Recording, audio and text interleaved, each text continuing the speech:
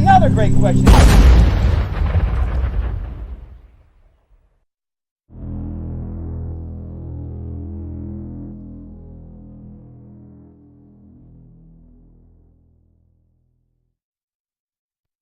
Unmute me! Listen to me, you whining little whelp. From the Gettysburg Tour Studio. Hi, this is Bo Brinkman.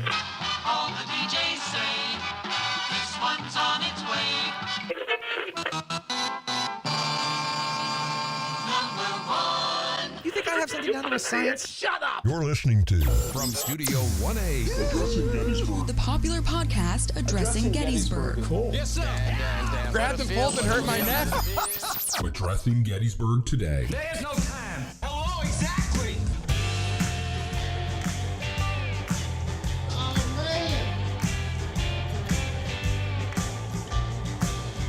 Bullshit. Oh my gosh. What do I do?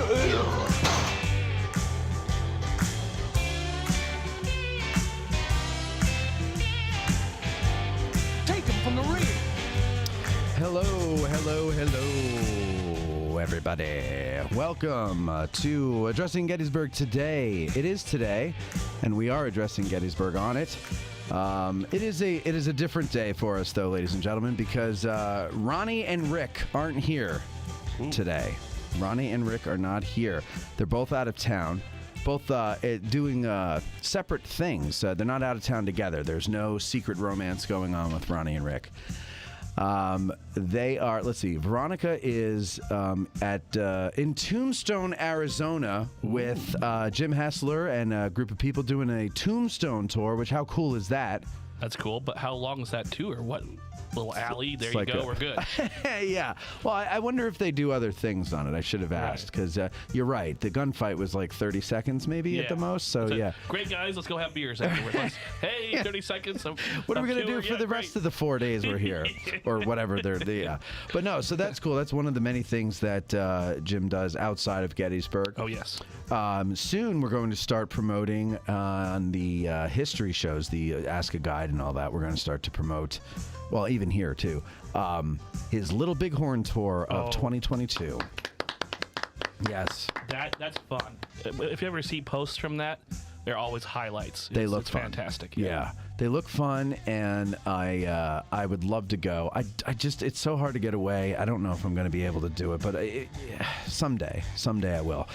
And it kind of is weird because the idea of promoting it and everything came from doing that Little Bighorn episode with him. Right. And so it was kind of strange to promote it and not actually go. But someday I will make it to one of them. But I said to him, because he said, well, I'd feel bad if you don't go, but you promote it. And I said, Jim, if people from the show go, yes, that will make me happy. Absolutely.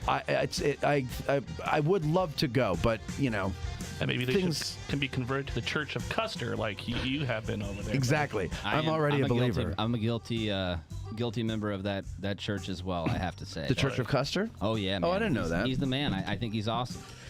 Yeah. Now, why do you think he's awesome? Well, I think truthfully, I think he gets the wrong rap from Little Bighorn. I think personally, just having known his accounts from the Civil War, I get the vibe that Custer was actually trying to distract away from the guys that he never showed up to save, in air quotes there. Mm-hmm. I think that's why he attacks where he does in the tent village, the Indian camp. Sure. But I mean, his accounts in the Civil War, he's awesome, and he's effective. I mean, listen, when he gets assigned to Sheridan's cavalry, he's awesome. Man. He's awesome. So he's also in his early 20s. Right, he's a young guy. Yes. He's kicking butt, and it's in a very serious and deadly war. In the most deadly portion of the war as well. It's just he's the man, dude, and he's flashy about it. It's kind of like Conor McGregor. Like he can talk trash all he wants as long as he's backing it up. He can back it up. There you go. Right? Yeah. So I do think he bore a lot of the public shaming and responsibility of the catastrophe at Little Bighorn, I think.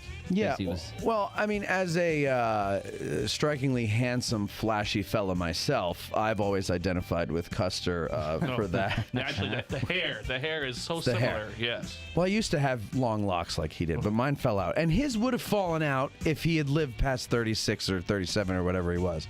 So, yeah. But no, I think he's... See, I don't know if I agree, though, that he was trying to distract. I think he did think that he was hitting the other end of the village and then was very surprised to find out it was the middle. I don't doubt that he was surprised about like where he was at. Not that he knew the camp was that big. Yeah. But I think his intentions were because they had all the male warriors on top of him. His detachment that was on the other side of the creek or the river. Reno. Yeah, and I think he was trying to pull those, at least a portion of those warriors off of Reno's men. That's what I would think, just from how he acts in previous battles. I can't help but think that. Well, I would say go on a little Bighorn tour with Jim Hessler and find out for yourself. I know. That's I would beautiful, love Mike. to, man. Beautiful. I would love to. Well, yeah, and we'll have details about that once Jim gets me all that stuff. Or maybe he did, and I just haven't seen it in my emails yet because I've been very busy getting ready for Gettysburg and all that stuff. And I collapsed last week. That's why we didn't do a show. How are you doing on that? Fine. That was my fault. I took, so I had these heart palpitations, and the doctor gave me heart medication for it. And, I didn't read the label that said, do not drink alcohol. And so I took one rather late in the day, and it was like 8 o'clock in the afternoon, or in the evening, and I was having a meeting at ABC, very serious business meeting at ABC. And I was, the guy was going to be like 15 minutes. I was a little early. So, I'm sitting there, and I take the pill with water, and I'm waiting. He shows up, and when he sits down, he orders a beer. So I go, sure, oh, yeah, I'll have a beer. Not remembering I took the pill like 20 minutes ago. And I start feeling a little weird, but I confused it with my normal anxiety symptoms. So I thought I was just like, well, I just need to get home and hide and maybe puff on that Delta 8 a little bit, So I do. I get home, and I'm playing a rousing game of Company of Heroes 2, and I'm very engrossed in it, and I'm not paying attention, and I'm puffing on that vape as if it's a nicotine vape. Just getting after it. Just getting after it. No. Yeah. Oh boy. And then I realize it, and I go, I got to stop that. And I stop that. And then in the middle of the game, I just get this weird flush come over me. I feel very strange. And I go, you know what? I think it's time for bed. So I get up, and I go to go upstairs, and I get halfway through my kitchen, almost at the staircase. And this feeling comes over me where I go, I'm not going to make it up the stairs. I will fall. I feel like I'm going to faint, which I don't know what that feels like, but this must be it. And I can just see myself getting, halfway up the staircase and falling and killing myself. So I turn around to go back to the couch. I'm a bachelor.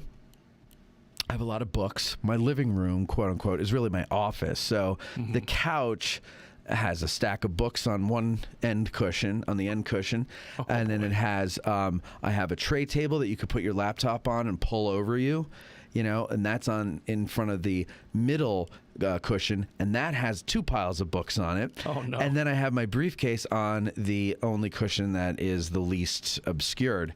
And so I grabbed the briefcase, and I remember looking and grabbing the briefcase, and then they call it a blackout, but it wasn't. It was beige. I beiged out. Okay. And I'm still standing there, and I go, well, okay, I'm just going to toss this aside, and I remember where the couch is. So even though I can't see, I'm going to turn myself around and sit. But my legs said, no, that's not happening. And I collapsed. And I woke up a second later. I mean, when I say woke up, I'm saying my vision came back a second later, and I've got one arm draped over the tray table and another one draped over the armrest on the couch, and I'm sitting on the floor with my back up against the leg part of the couch. All right. And I go, okay, I made it. I don't know what that was. Oh, and then I was also like twitching. So I pull myself up on the couch. I sit there. I collect myself for a minute, and then I go, okay, got to get to bed. Attempt number 2, make it as the same distance, halfway through the kitchen. Nope, not happening. Turn around, going to go back to the couch. I'm just going to sleep on the couch tonight. But I make it a little bit into the living room, and I collapse on the floor. All I remember was I get a beige out again, and I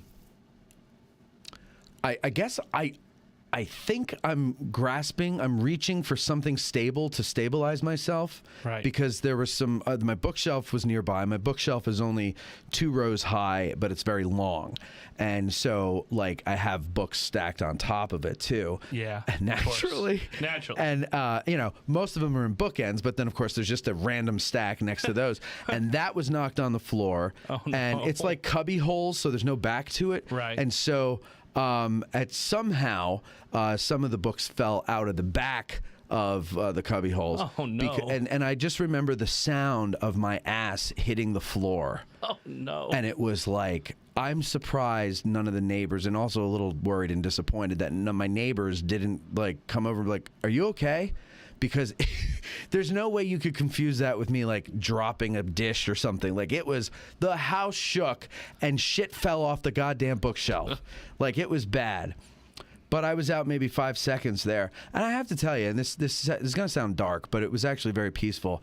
I really did think I was dying. Like, I thought I was having a heart attack. Or a stroke. I wasn't sure. And I was completely resigned. Like, the whole time my phone was in my hand because I was carrying it upstairs. Never dropped the phone.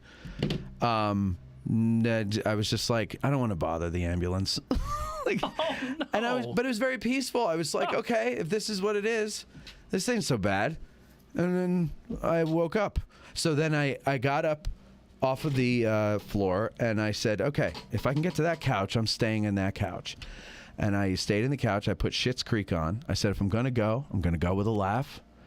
And I made it to the next morning. And then I Googled, does marijuana make you faint? And it said it's not common, but it can cause low blood pressure. Huh. So can the heart pill I take. And you're not supposed to take it with alcohol because that's also a depressant. And I have to tell you, I figured this out for myself, and I sent my doctor, the cardiologist, an email, and I told her the whole thing, all the details I just told you. And she called me yesterday, or not yesterday, the day before. And she said, I read your thing. And she goes, we won't be doing that again, will we? And I said, no, we won't. And she goes, good. And she goes, I have to tell you, I'm very impressed. She goes, that was a great report. You had all the details that I needed to know, and you figured it out for yourself. And she goes, she's like, I wish every patient was like you. And I said, well, I don't trust you guys. So I do a lot of my own doctoring, and I just run it by you to see if I'm right, So, and she agrees it was my blood pressure. So yeah. When did you write, Jumpstart My Heart? Or Kickstart My Heart when you came to? What? I know it had to happen. Motley Crue moment. You OD a little bit, wake up and write the next hit tune. Oh, is that what happened? Oh yeah, man. Who wrote that? Someone in Motley Crue has a huge overdose. They get adrenaline shot in the heart on the way to the hospital. They leave the hospital, go back and do more of whatever the drug they just OD'd on, and then write Jumpstart My Heart. That was, I think that was that Ricky, whatever his name is, Ricky Rackett or something like that. Was that him? No, wasn't it Tommy Lee? It's not Tommy Lee didn't write that. I think it's Nikki Sixx. Nikki Sixx. That's right. Yeah, he was the one who did that. Right. So what did you have your moment? Did you write the best narrative ever written? When you came. Well, you know what I wrote? I wrote a poem called "Ass on the Floor."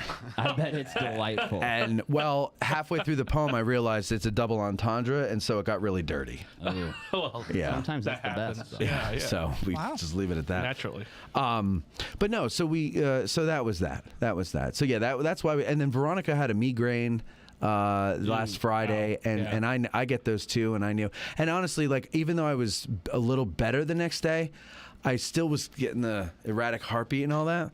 And I had to pay my tax bill that day, and it was very, very hard to do.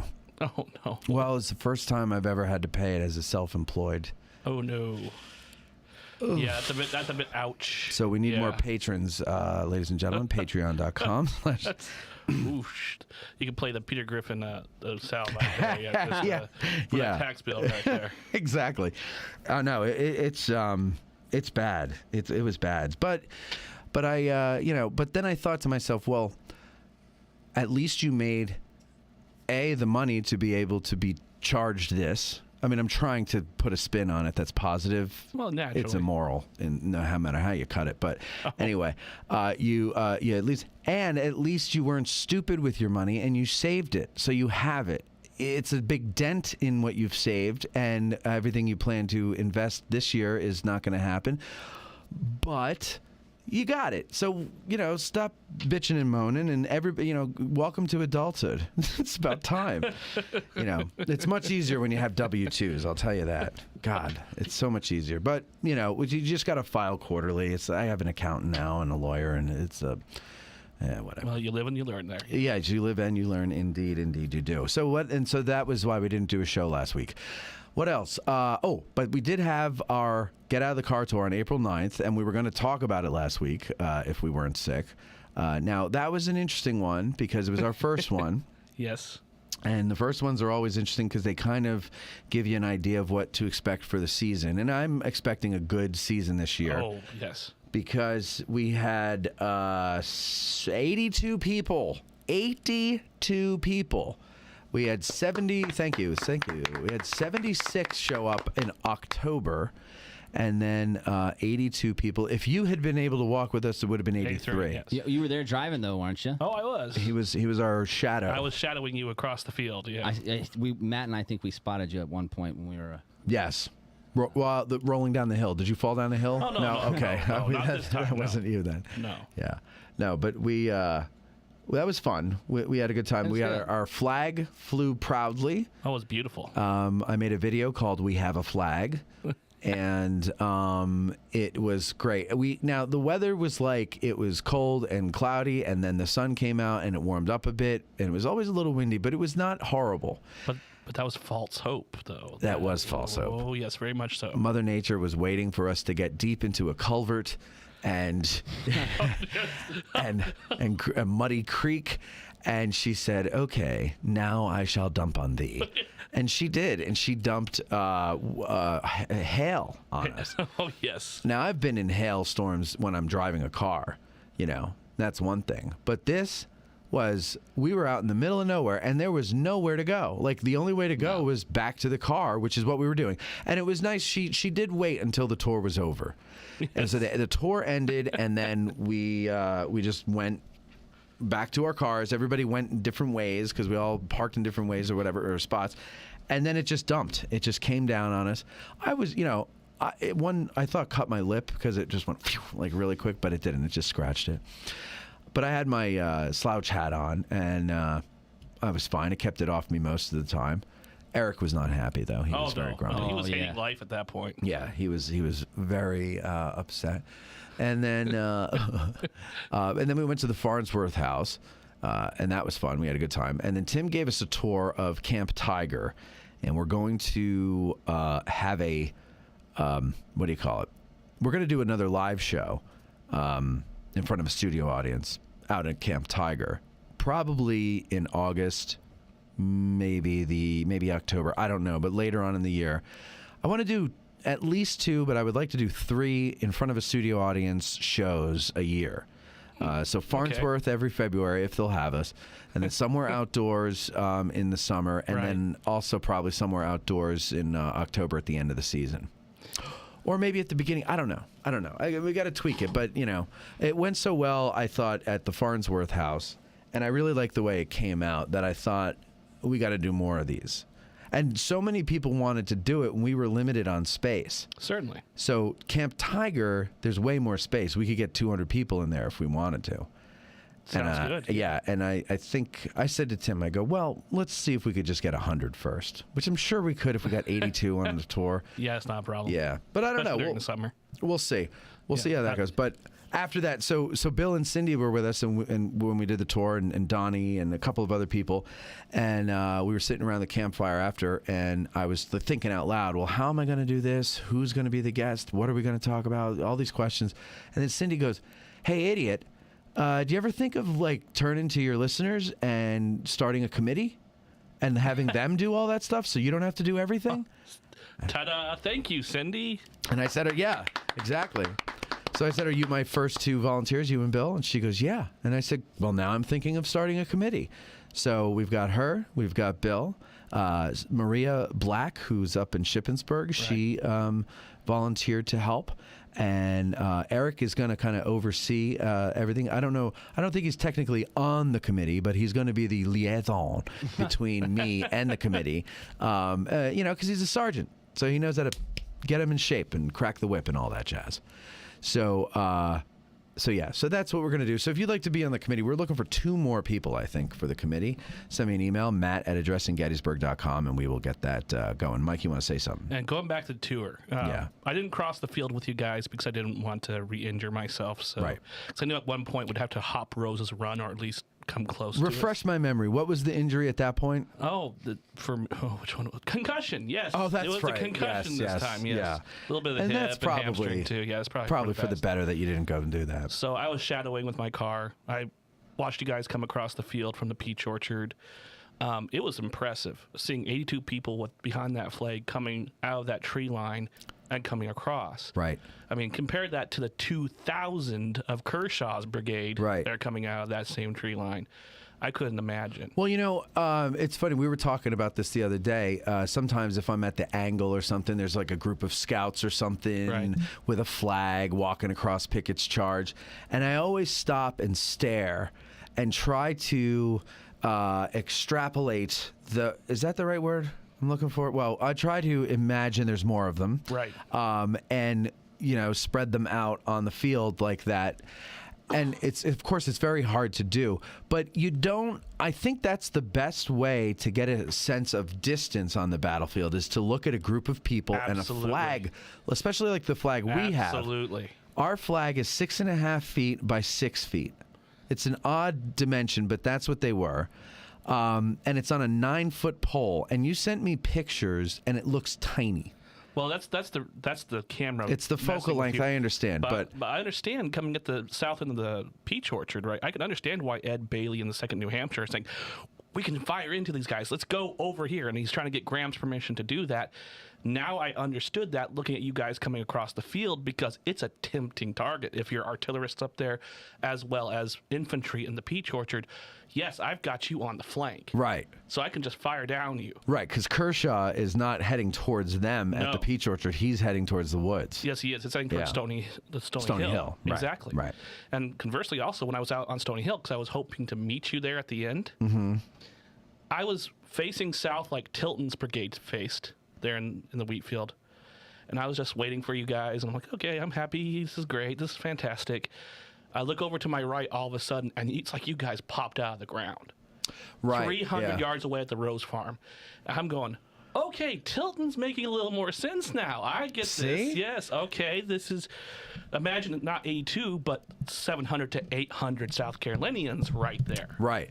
And see, I got to talk to Lewis because when we had that conversation, it made me think, that demonstrated something to you that put things into perspective. So we need, I got to talk to Lewis to come up with some things that we can do with the group on these tours that will make it click a little bit, an interactive thing. Right. I mean, the easy thing to do is to steal what Matt Atkinson does and just take a couple people say, you're Kershaw's brigade, you're Barksdale. Right. But I'd like to see if there's another thing that we can do that is just as effective without having to steal it. But, I'm sure Matt's not the only one who does that too, So it was informative, but I was also there when the hail just descended, and I was using Eric's Lano map bag as a shelter. See, that's another use for it. Poor Steve Byers and Donnie from American Civil War IG are just walking back looking like drowned rats. I just felt so sorry for them. Well, at least you didn't have to go far, right? You can just get in your car. Yeah, I got in my car when the hail started. I'm like, okay, great. Yeah. Dude, there we go. Yeah. Yeah, I loved it. I love that stuff. It was fun. I love to get caught in the rain in the summertime. Summertime, not in the winter. Oof, Summertime, I loved like a good downpour, and you get caught in it, and you get soaked, and you run and you laugh, and you run into the nearest shelter you could find, which is some abandoned lean-to in the woods or whatever, and then the girl and you are like, and giggling, and then you look at each other, and then you fall in love right there and can kiss each other, and it's always nice. It's a good time. Yeah. But it was a good tour. No, there was no licking going on in that tour that I know of. Oh, that's Good. awesome. Good. Yeah. I'm glad there was no licking. Licking? Why are you licking? Who's licking? This is a tour of Willy Wonka's Chocolate Factory. Licking the wallpaper? A schnozberry tastes like a schnozberry. Schnozberry? Who's ever heard of a schnozberry? Sitting in with us is we got a couple of gentlemen here who are listeners. Dare I say, fanatics? Dare I? Dare you? You dare. Don, pull that mic into you or move into it, whichever works best. But you got to go right up to that microphone. We got Don and Barry, or Barry and Don. Don McLean and Barry Manilow are here with us, ladies and gentlemen. Long, long time ago at the Copacabana, the music used to make me smile. Little mashup there of Barry and Don. Anyway, guys, welcome to the show. I'm glad that you've got the nerve to sit in with us here. Where are you from? Dayton, Ohio. Dayton, Ohio. Hold on, I'm sorry. What did I say that again? Dayton, Ohio. That again. That again. Dayton, Ohio, and you're out here for you're reconnoitering. You said, right? We are reconnoitering. Can we say what you do? I know before you joked that you're not allowed to, but what are we allowed to say? I mean, you work for the CIA. You're spies, obviously. We know that. We can't confirm nor deny that. Right, which is always a yes. In disguise. Spies in disguise. Well, isn't that Spies like us. We're like Clandestine operatives. No, but you're coming out here to like scout things out for a staff ride that you're going to do later, right? Correct. We'll be doing a staff ride in June. Okay, for the Air Force. For the Air Force. Okay, correct. You both are colonels, lieutenant colonels, or colonels? Colonels. Colonels, full bird. Yes. Okay, very good, very good. Because I don't talk to anybody below a full bird colonel, so I'm glad. You talk to me every day. Yeah, but you're not active. That's true. Yeah. If you were active, we would not be having this discussion right now. I would not know you.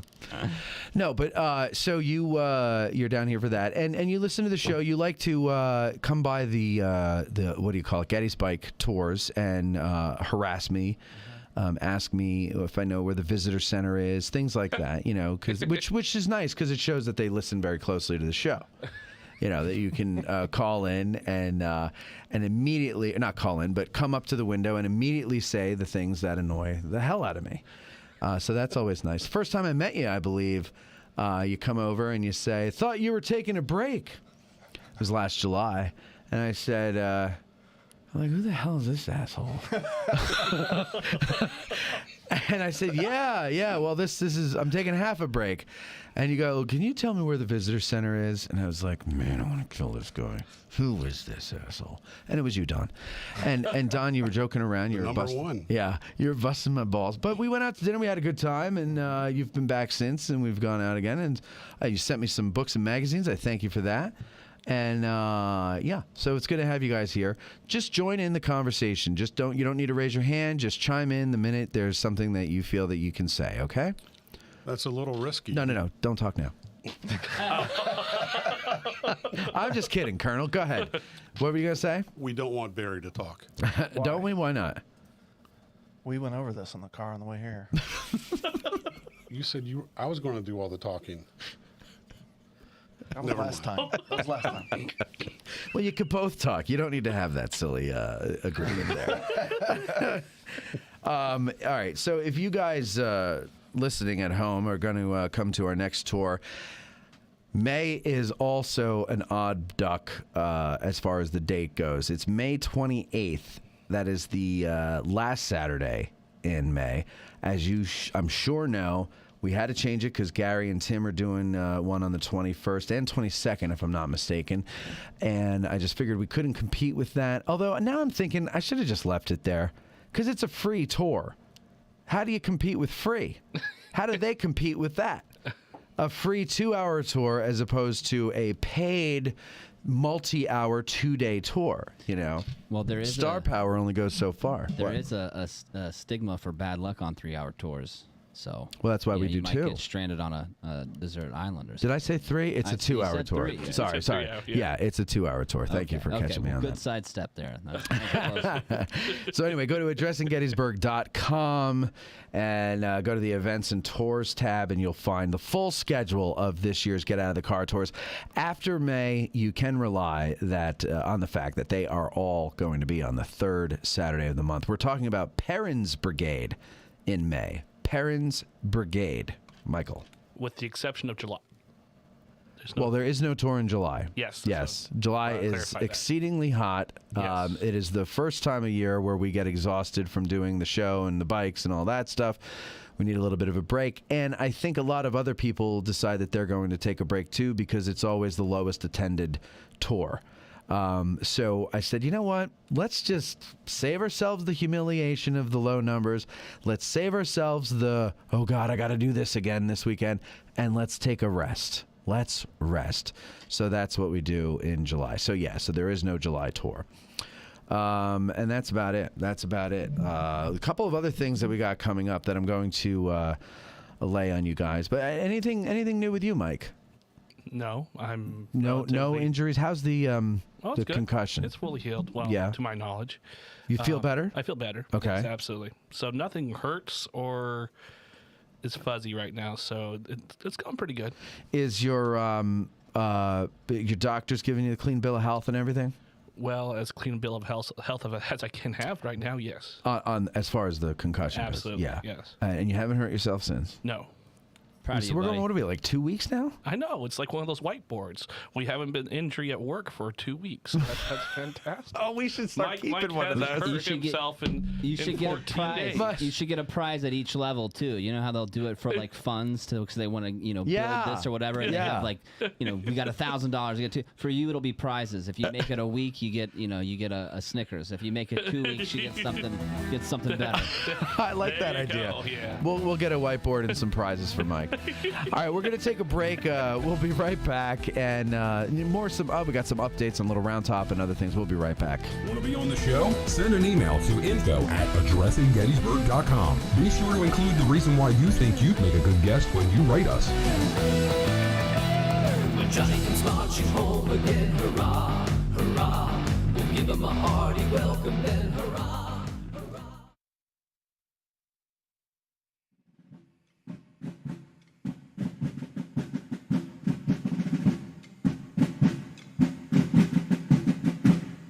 Very family friendly. We had a wonderful time with our son.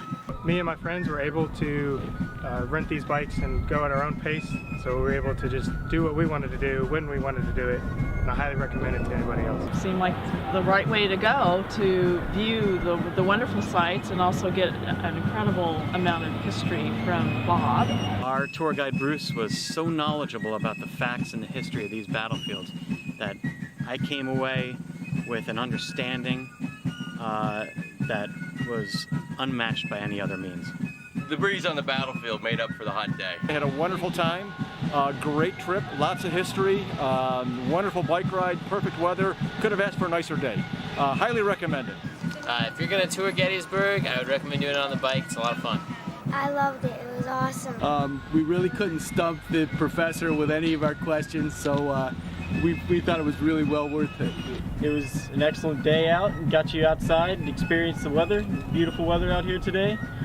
We had a lot of fun. If you're thinking about it, I'd just say give it a shot. It was awesome for us. I hope it's awesome for you guys too. Go to gettysbike.com or call 717-752-7752 to book a battlefield experience you will never forget.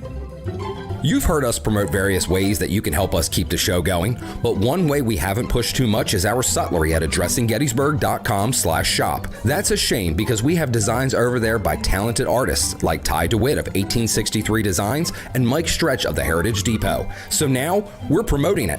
Buying shirts, hoodies, mugs, and other items from our sutlery not only helps us keep the lights on, but it also helps guys like Ty and Mike, and it helps spread the word about the show every time you wear an item or you sip from your mug.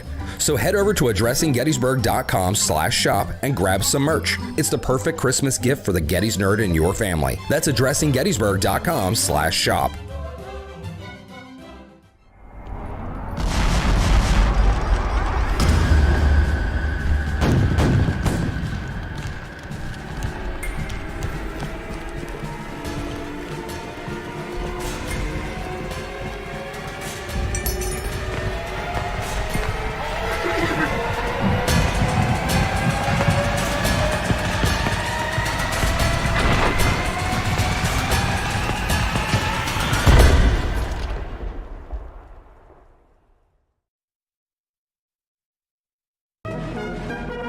Have you noticed our revamped website at addressinggettysburg.com? Well, that's the fine work of a man named Mike Stretch, and he also redid our logo for us. Both of them I originally designed, and both of them were originally horrible, but now they're nice, and that's all thanks to Mike. Mike has an awesome t-shirt company called Heritage Depot. There you'll find great designs based on Gettysburg and the Civil War with t-shirts and other types of merchandise. So go to heritage-depot.com and spruce up your Gettys Nerd wardrobe. That's heritage-depot.com. Our favorite bookstore in Gettysburg is For the Historian, located at 42 York Street. It's because they have the best selection of Civil War books in Gettysburg, both new and used, and online they have even more to choose from. And if the Civil War isn't your thing, that's not a problem. This is For the Historian, after all. They cover history from the ancient world to the 21st century with a strong selection of World War II and American Revolution books. It's astounding how many thousands of titles from Osprey, Savas Beatty, UNC Press, and more they have in their store.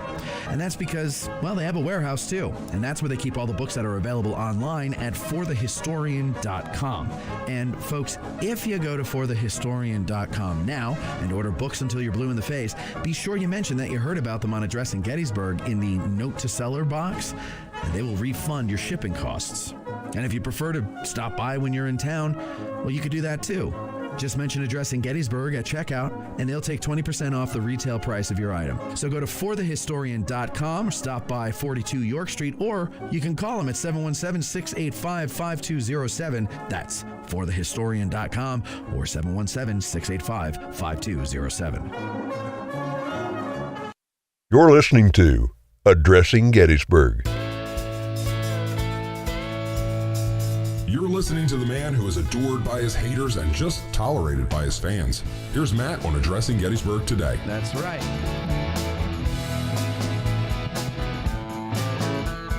Adored and tolerated. Adored and tolerated. It's so weird to be adored by your haters and only tolerated by your fans. Such a strange world we live in nowadays. Up is down. Unless you have a door behind one of your fans. See? A door. Careful. Don't fall. Oh, that's the stable. Okay, yeah. I'm still used to having the death trap stools. Yeah. But no, that's the stable I'm one. confident on this. This is not the Kid and Rich death chair. I mean, No. this is right. This thing's got some heft to it. Yeah. It's holding me here. No, I love that stool. That's a great stool. Absolutely. There's stool boom. So this is the part of the show where things go off the rails. So. Yeah, right. All right, so here. I don't know if you saw this. I'm sure people did see this, but the Majestic Theater is to host the first ever Burns Film Festival. Montgomery Burns? Montgomery Burns Film Festival. Wow. It's all clips from all the 30 years of The Simpsons, and they're just going to play them all in a row. Choice for Gettysburg, but sure, go Yeah, ahead. well, I mean, things are changing, okay? Our changing bodies. Gettysburg College's Majestic Theater is to host the first ever film festival devoted entirely to director Ken Burns, whose award-winning documentaries include the 1990 Public Broadcasting System series, The Civil War. Burns is to attend Who Are We?, a festival celebrating the films of Ken Burns, which is scheduled for February 10th through 12th next year.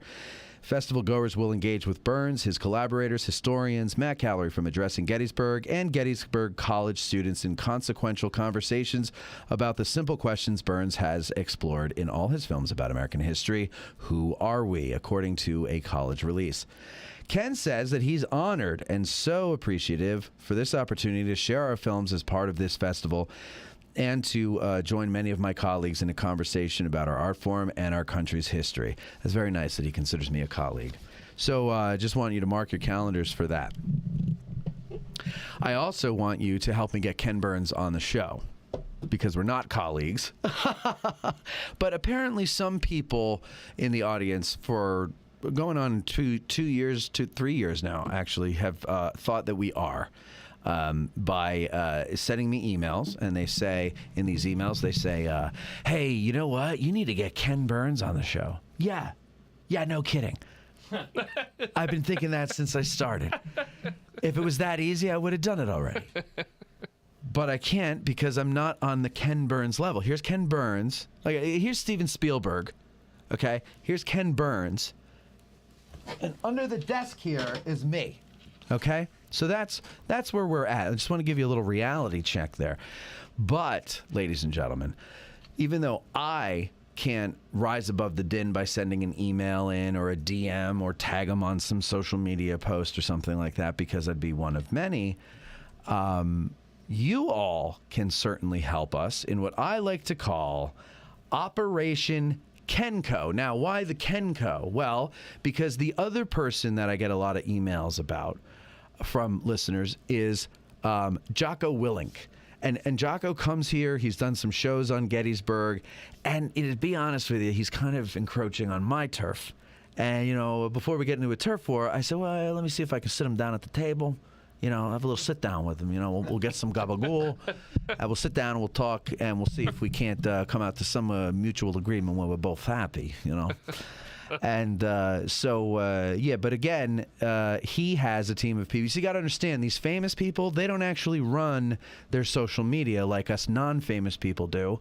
They hire people to run their social media. So when you send someone a message, most of the time, the person that's actually reading it, they're not going to pass that along unless it's some sob story about your dog dying of, you know, fatty tumors or something, and this person has a specific, you know, soft spot for dogs, and the publicist is like, we need to get you out there and we need to make you look like you have a heart.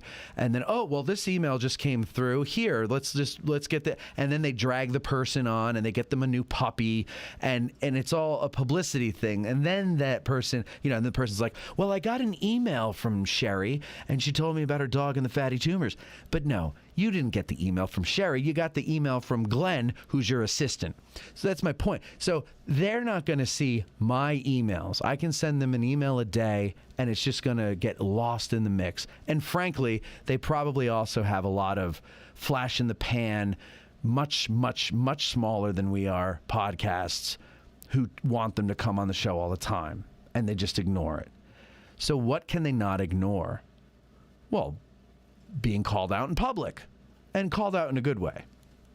So Operation Kenco, hashtag Operation Kenco, and Kenco is Kencko. I should have. That would have been that would have been perfect right there, man. I know. I should have made a text for that so that you could put that up there and people could see it, because I know people can't remember things. But I'll put it in the description later. Anyway, Operation Kenco is simple. We find their social media accounts, and every day, the faithful among you go and just make a post and say, hey, Ken Burns, you need to go on Addressing Gettysburg. They're big fans of yours. I'm a big fan of yours. I'm a big fan of theirs. Let's have a big fan sandwich. They know Steve fan. And, you know, there's just fans all around. That's one thing you could do. You could do, you know, you could say something, you know, be honest, butter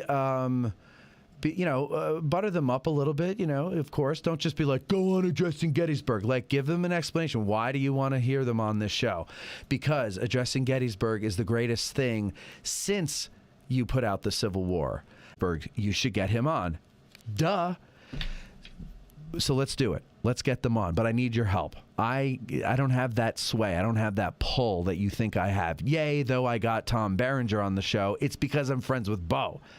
And Bo got Tom Berenger to agree to come on the show. He did the arm twisting. I just did the interview.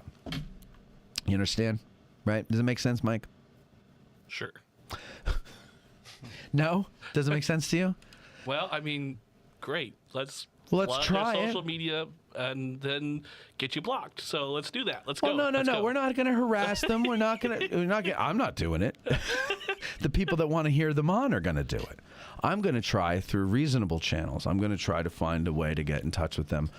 You know, I have a publicist down in Florida who last night she said, why didn't you ask me to help you with this? And I said, I totally didn't think you would be able to do that, but okay, I'll try. So I'm going to try through legitimate sources or legitimate channels. and then you guys try through the 21st Century channel of online harassment. But don't be annoying. Don't be mean. Just be very cordial and humble. And just, ask them. All joking aside, the whole genius to genius thing, that was a joke. I don't think I'm a genius. Although that's what everybody writes into me. But I don't think that at all.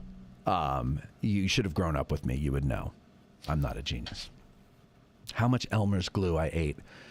Because they say it's non-toxic, right? So I'm like, oh, well, I'm hungry. This will bind me up till lunchtime. Because lunch, it was always so late. They make you wait so long for lunch. Anyway, so so that's what we're calling it. Bombard their things there for Operation Kenko. And that's KENCKO. KENCKO. Use the hashtag Operation Kenko when you send them some stuff. I did a porch chat last night on Instagram, and we talked about this, and people seemed to be into the idea. And when I got off of Instagram, I saw that I had been tagged in a couple of posts that people made to Ken and Jocko, and I was like, oh, okay. Well, maybe this will work if people keep it up. But it's up to you guys. If you want to hear them, I would love to interview them. Oh, I would absolutely love to interview them. But there's a lot of other people that I can get a lot more easier. How does that what? What? A lot more easier. Thank you. Yeah. A lot more easier. And and so I'm going to focus on those because I need to keep the show going. But it would be great if you guys would help us out in the background and get that to happen, and then you'd get to hear them on. So that's it. That's all I wanted to say about that. Okay? Is that all right with everybody? Sounds good. Okay. Works for me. Good.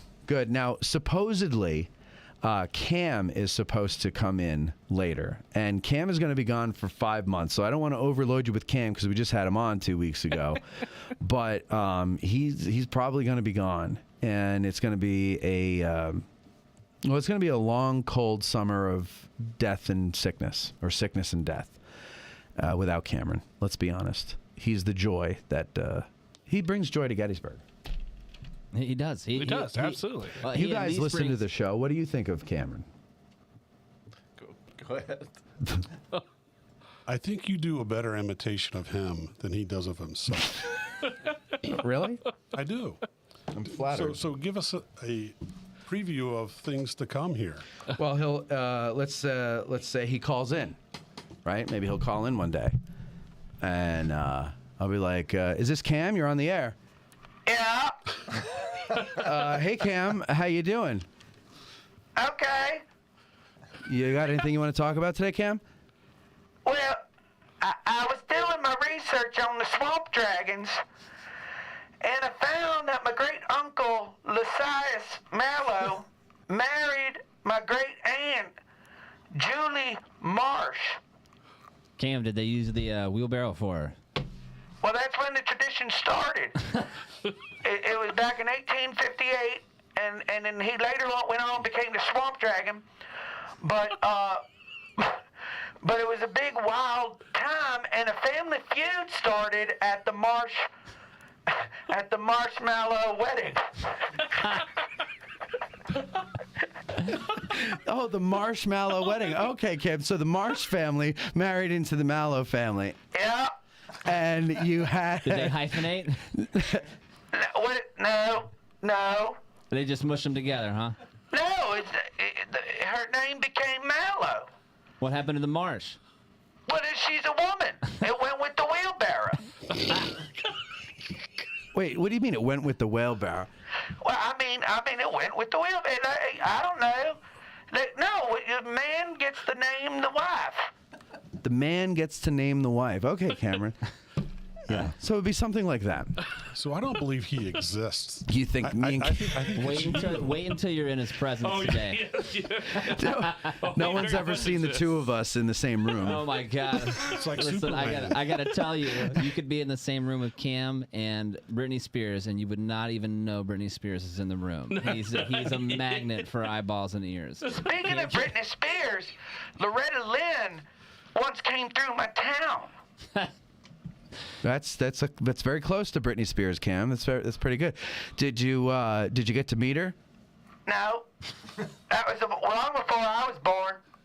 Oh, okay. So you just heard about it from your parents. Yeah. Okay. Yes, I can't wait until Cam gets here. He should be getting here any minute now, but we're not going to just sit here and wait for Cam. But yeah, no, but really, though, you like when Cam comes on the show? Because some people, Cam is like, I realized the Gilbert Gottfried of our show, and God rest Gilbert Gottfried's soul. Thank you for all the laughs, Gilly. You either love him or you hate him. There's a lot of people out there who say, I hate Cameron. I hate when you have him on. You ruin history when you have Cameron on. No, nobody says that, Cam. If you're listening, I just realized. Nobody says that. But there are people who say, I think you're overdoing it with Cam. You know, there's been times where he's been on like every week for a month or something like that. And then they go, yeah, okay, enough with the Cam for a while, you know. So they like him in small doses. Is that... Yeah, he's your show's version of Stern's Ronnie the limo driver. Ronnie's awful. Don't say that about Cam. I like Ronnie the limo driver. Oh, I can't stand Ronnie the limo Really? driver. Oh. With his move to Vegas, that makes it even. No, I don't know what he's doing lately. I don't listen to it anymore. But old stuff, like he never made me laugh. Although Fred's imitation of him makes me laugh. That when they have the Ronnie puppet, I've seen that. Yeah, that's pretty good stuff. But anyway, if you want to call in at some point, 717 is what is the number now? 420-1978. 717-420-1978. It's right there under the screen there, at the bottom of the screen. It's there. You can call in. Maybe Cam wants to call in, and no, Cam just get here. That's all I can say about them. Did you hear that they're going to? They want to, you know that Quickie Mart up on Carlisle, Mike, by the it's right on the right where the Ugly Mug used to be. Okay, certainly. This isn't set in stone. They haven't even applied to do this, but there is talk of turning it into a hotel, the Quickie Mart. Tear it down, of course, and put a hotel there. That would be an interesting experience if they kept the building there and made that into a hotel. Yeah. Yeah. Well, it would be a hotel with like 40 rooms and then storefront. And I'm not sure. Okay. I'm not sure how I feel about this because I mean it's good to have a hotel. I think that part of town looks kind of blighted anyway because of the Quickie Mart. No offense to the Quickie Mart, but like it's just an old, rundown building. Their sponsorship from the Quickie Mart, they're just out the window. Yeah, there's not. I go in there all the time for water and candy, but I never. But still, aesthetically on the outside, that area just looks kind of blighted. So we need to do something there. I could use a little sprucing up out there. Yeah, and I think a new hotel wouldn't be a bad idea. I feel like that's kind of happening all around town. What is new hotels? Well, yeah. What's the one out here on the Chambersburg Road? The blue one, right off the square. The Union Hotel. Yeah. I mean, it looks nice. It looks nice. I think it's going to be. I don't know. I think it'll be a pretty nice place. Right. They, what did they do? They, I think they're, well, it's a new, I don't know if it's a new owner or just a new name and a new look and everything, but it's very modern looking. I haven't been in there yet, but I've seen pictures on the website and it looks pretty nice. My mother used to stay, when she would come down, she would stay there. Right. When it was the James Geddes Hotel. Oh, okay. And James Geddes was really nice. It had like I really liked that. This has a different feel. It's a lot sleeker and modern and like clean lines and everything, which is okay. I think it's nice. You know, not exactly what I think of when I think of Gettysburg, but you know what? The times they are changing. Absolutely. So, you know, that's what happens. They change and we change with them. We have, is this Josh on the air? Yep, this is me. Hi, Josh. How are you? Is that you? Hey, am I coming through there? Yeah, you're coming through. This is Josh who made our flag. Am I correct? Yep, I heard you all mention flags, and then I heard Cam, so I figured I had to intercept that call. Oh, actually, that was not Cam. That was me. That was me pretending to be Cam, but thank you very much. That's kind of like saying Beetlejuice 3 times, I think. Wouldn't that be great if he just walked in right now? Oh, yeah. No, so what's going on, Josh? Oh, nothing. Just thought I'd call in. You said you all needed some callers there.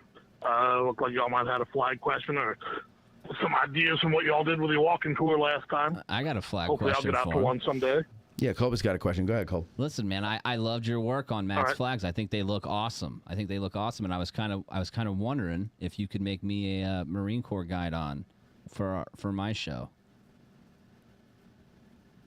That I'd have to take a look into because I don't do too much modern.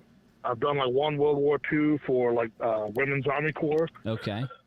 You could probably get some Marine Corps stuff like cheaper than what I'd have to make it for anyway. But I would keep it in house if I can. Who could make it for you? All right, we'll hook it up either way because if we can keep it in house, I'd love to keep working with you because your stuff is awesome. And if not, maybe we'll come up with a Civil War flag, a Civil War era flag instead. But I had to ask because Matt's flags turned out so nice.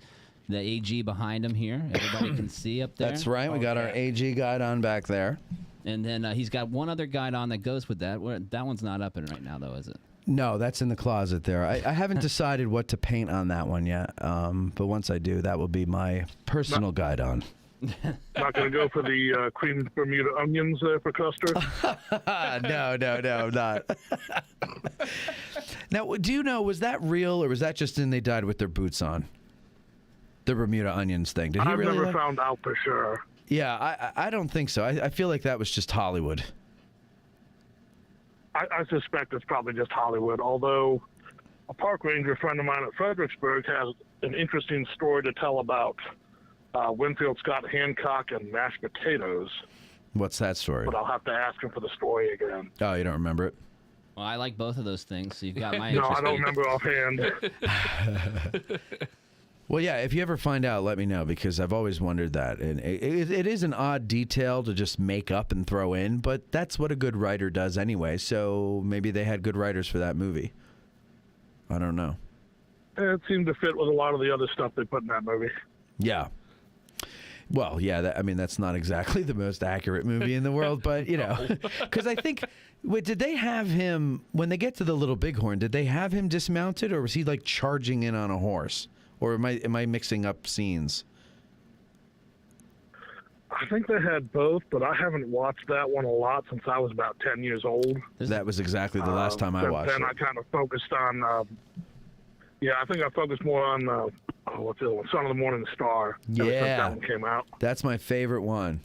And we were just talking about that beforehand because we were listening to Toto's Rosanna. And I said, you know who this is about? And he goes, who? And I said, Rosanna Arquette.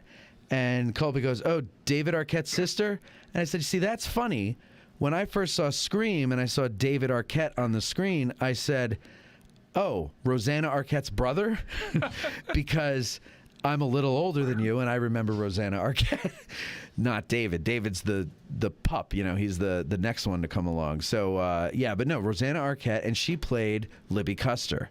And so we mentioned Son of the Morning Star, too. They have the entire, I don't know how many episodes it was, 3 or 4 episodes for Son of the Morning Star, something. There's 2 episodes. They have them both on YouTube for free. Oh, I know. I watch them at least once a month. I love that. Have you ever seen that movie, guys? Somewhere I've still got where I VHS taped them. My VHS wore out years ago. I watched that as much as I watched Gettysburg. Do you guys know what movie we're talking about? Son of the Morning Star? Nope. With Gary Cole and Rosanna Arquette? I do, but I've never seen it. Oh, it's really good. Oh, it's phenomenal. It's on YouTube. You can't find it anywhere where there's like a decent copy of it, but YouTube, somebody had it on VHS and I guess digitized it and put it on and cut the commercials out for the most part. But I mean, it's really good. The soundtrack is beautiful. I love that soundtrack. I listen to that one, Glory, and Gettysburg when I go riding around the battlefield in my car. Glory will hit you in the heart, dude. Yeah, absolutely. Well, you got to listen to the opening of Son of the Morning Star. Oh, no, it's great. Well, don't you use it for I used it in that Custer's Hessler episode. Yeah, I did. Because I just love it so much. I'm sure it loves you back. Well, not with the copyright strikes I got for it. There's another Civil War movie one from came out on TV about the same time. You can only find it on YouTube, and it's Gettysburg focused. If you've seen The Perfect Tribute. The Perfect Tribute. It's a little corny, but it's interesting.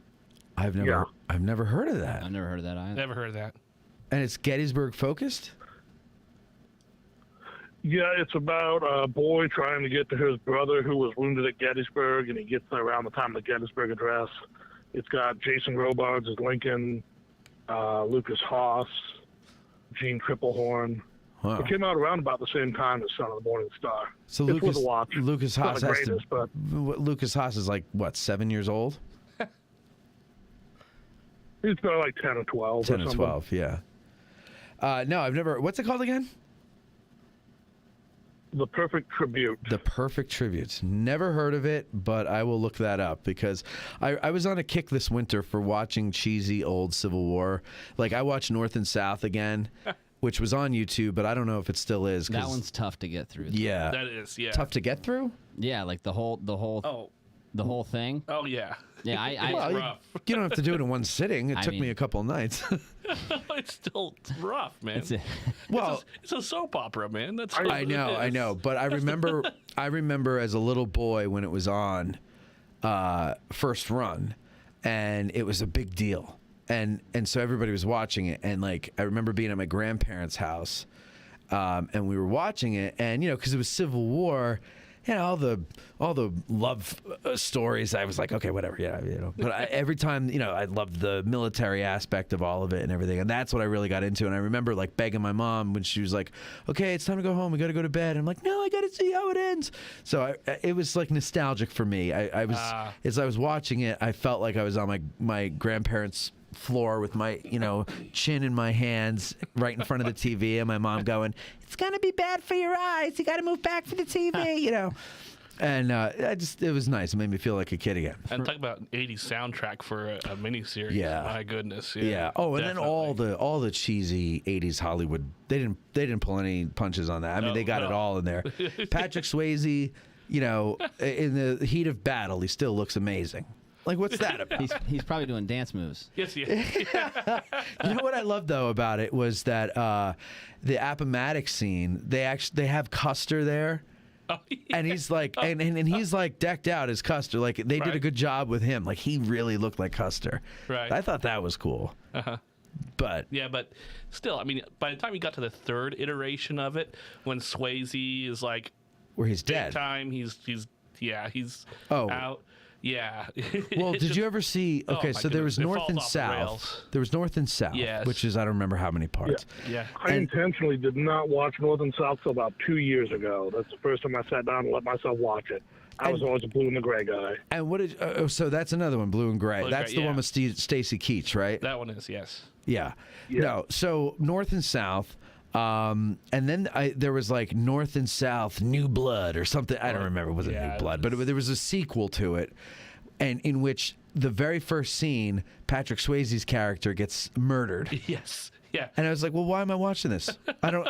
He was one of the more interesting characters. You kill him in the first scene. Game of Thrones way before its time. Though. Absolutely. And the thing is, it wasn't even Patrick Swayze. It was a stand-in because it was one scene that the character is in, and they did it at night with like this film noir, like the bright light in the background, so you just see the silhouette of him, and then someone come up and shoot him and just go, "Mr. Maine," and then bang, and then and it's the guy that hated him. I forget his name. Right, from West Point. Yeah, or from whatever it West is. Point. Yeah. And I was just, and then not only that, but like the ladies were a little older.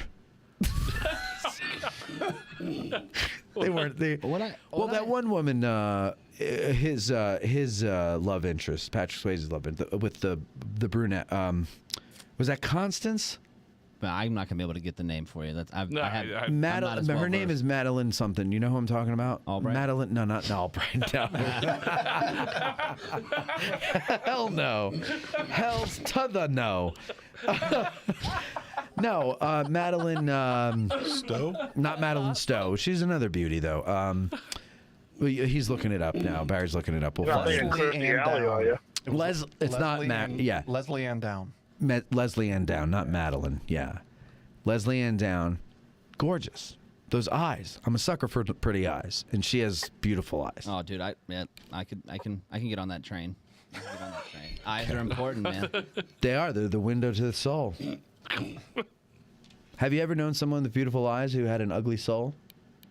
No, I don't know. I don't think so. I think usually you can. Usually the eyes are pretty telling. Yep. I do want to know when Tom Hanks and Steven Spielberg are going to make an HBO miniseries on the Civil War, because that's what we need. That's the next thing we need. First of all, Colby, I call dibs on that, and we've got something very early we're talking about right now. I'll let you in on it later. But All right. As long as I'm in on the don't secret. go giving other people ideas. All right. This is. I want to see it done. That's the thing. I understand that. All right. Well, then help me get it done. Okay. All right. All right. We've just relax.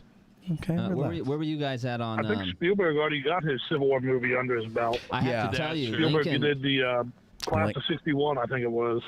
Oh, we got Lincoln too. Lincoln is the. Well, I was going to say Lincoln is the most realistic feeling war scene I've ever seen in a movie, and it's only like 2 minutes long. I just watched that again the other day. Just the beginning. I wanted to see the beginning, and when he's got that guy's face in the mud and he's pushing his foot down on him. Yeah, dude. Of course, I'm sitting there. I'm thinking, how do they do that? Well, like not how do you do that in real life? Convincingly though, and for the camera. Right. What's the trick that I'm not seeing in that shot? Exactly. And that's just how you know it's really good. Absolutely. Well, also with like the scenes where they have 3 guys are holding back one guy and then he gets stabbed by 4 different other guys. I got to tell you, like the one thing like war scenes are very rarely get is like making you feel like a gut feeling. Yeah. Like you can feel it and you can feel it. Like war is pretty evil, man. Yeah. That movie does it, and it does it so fast. He is incredible at what he does. That's without a doubt, man. Oh no, he's one of the best we've got, for sure.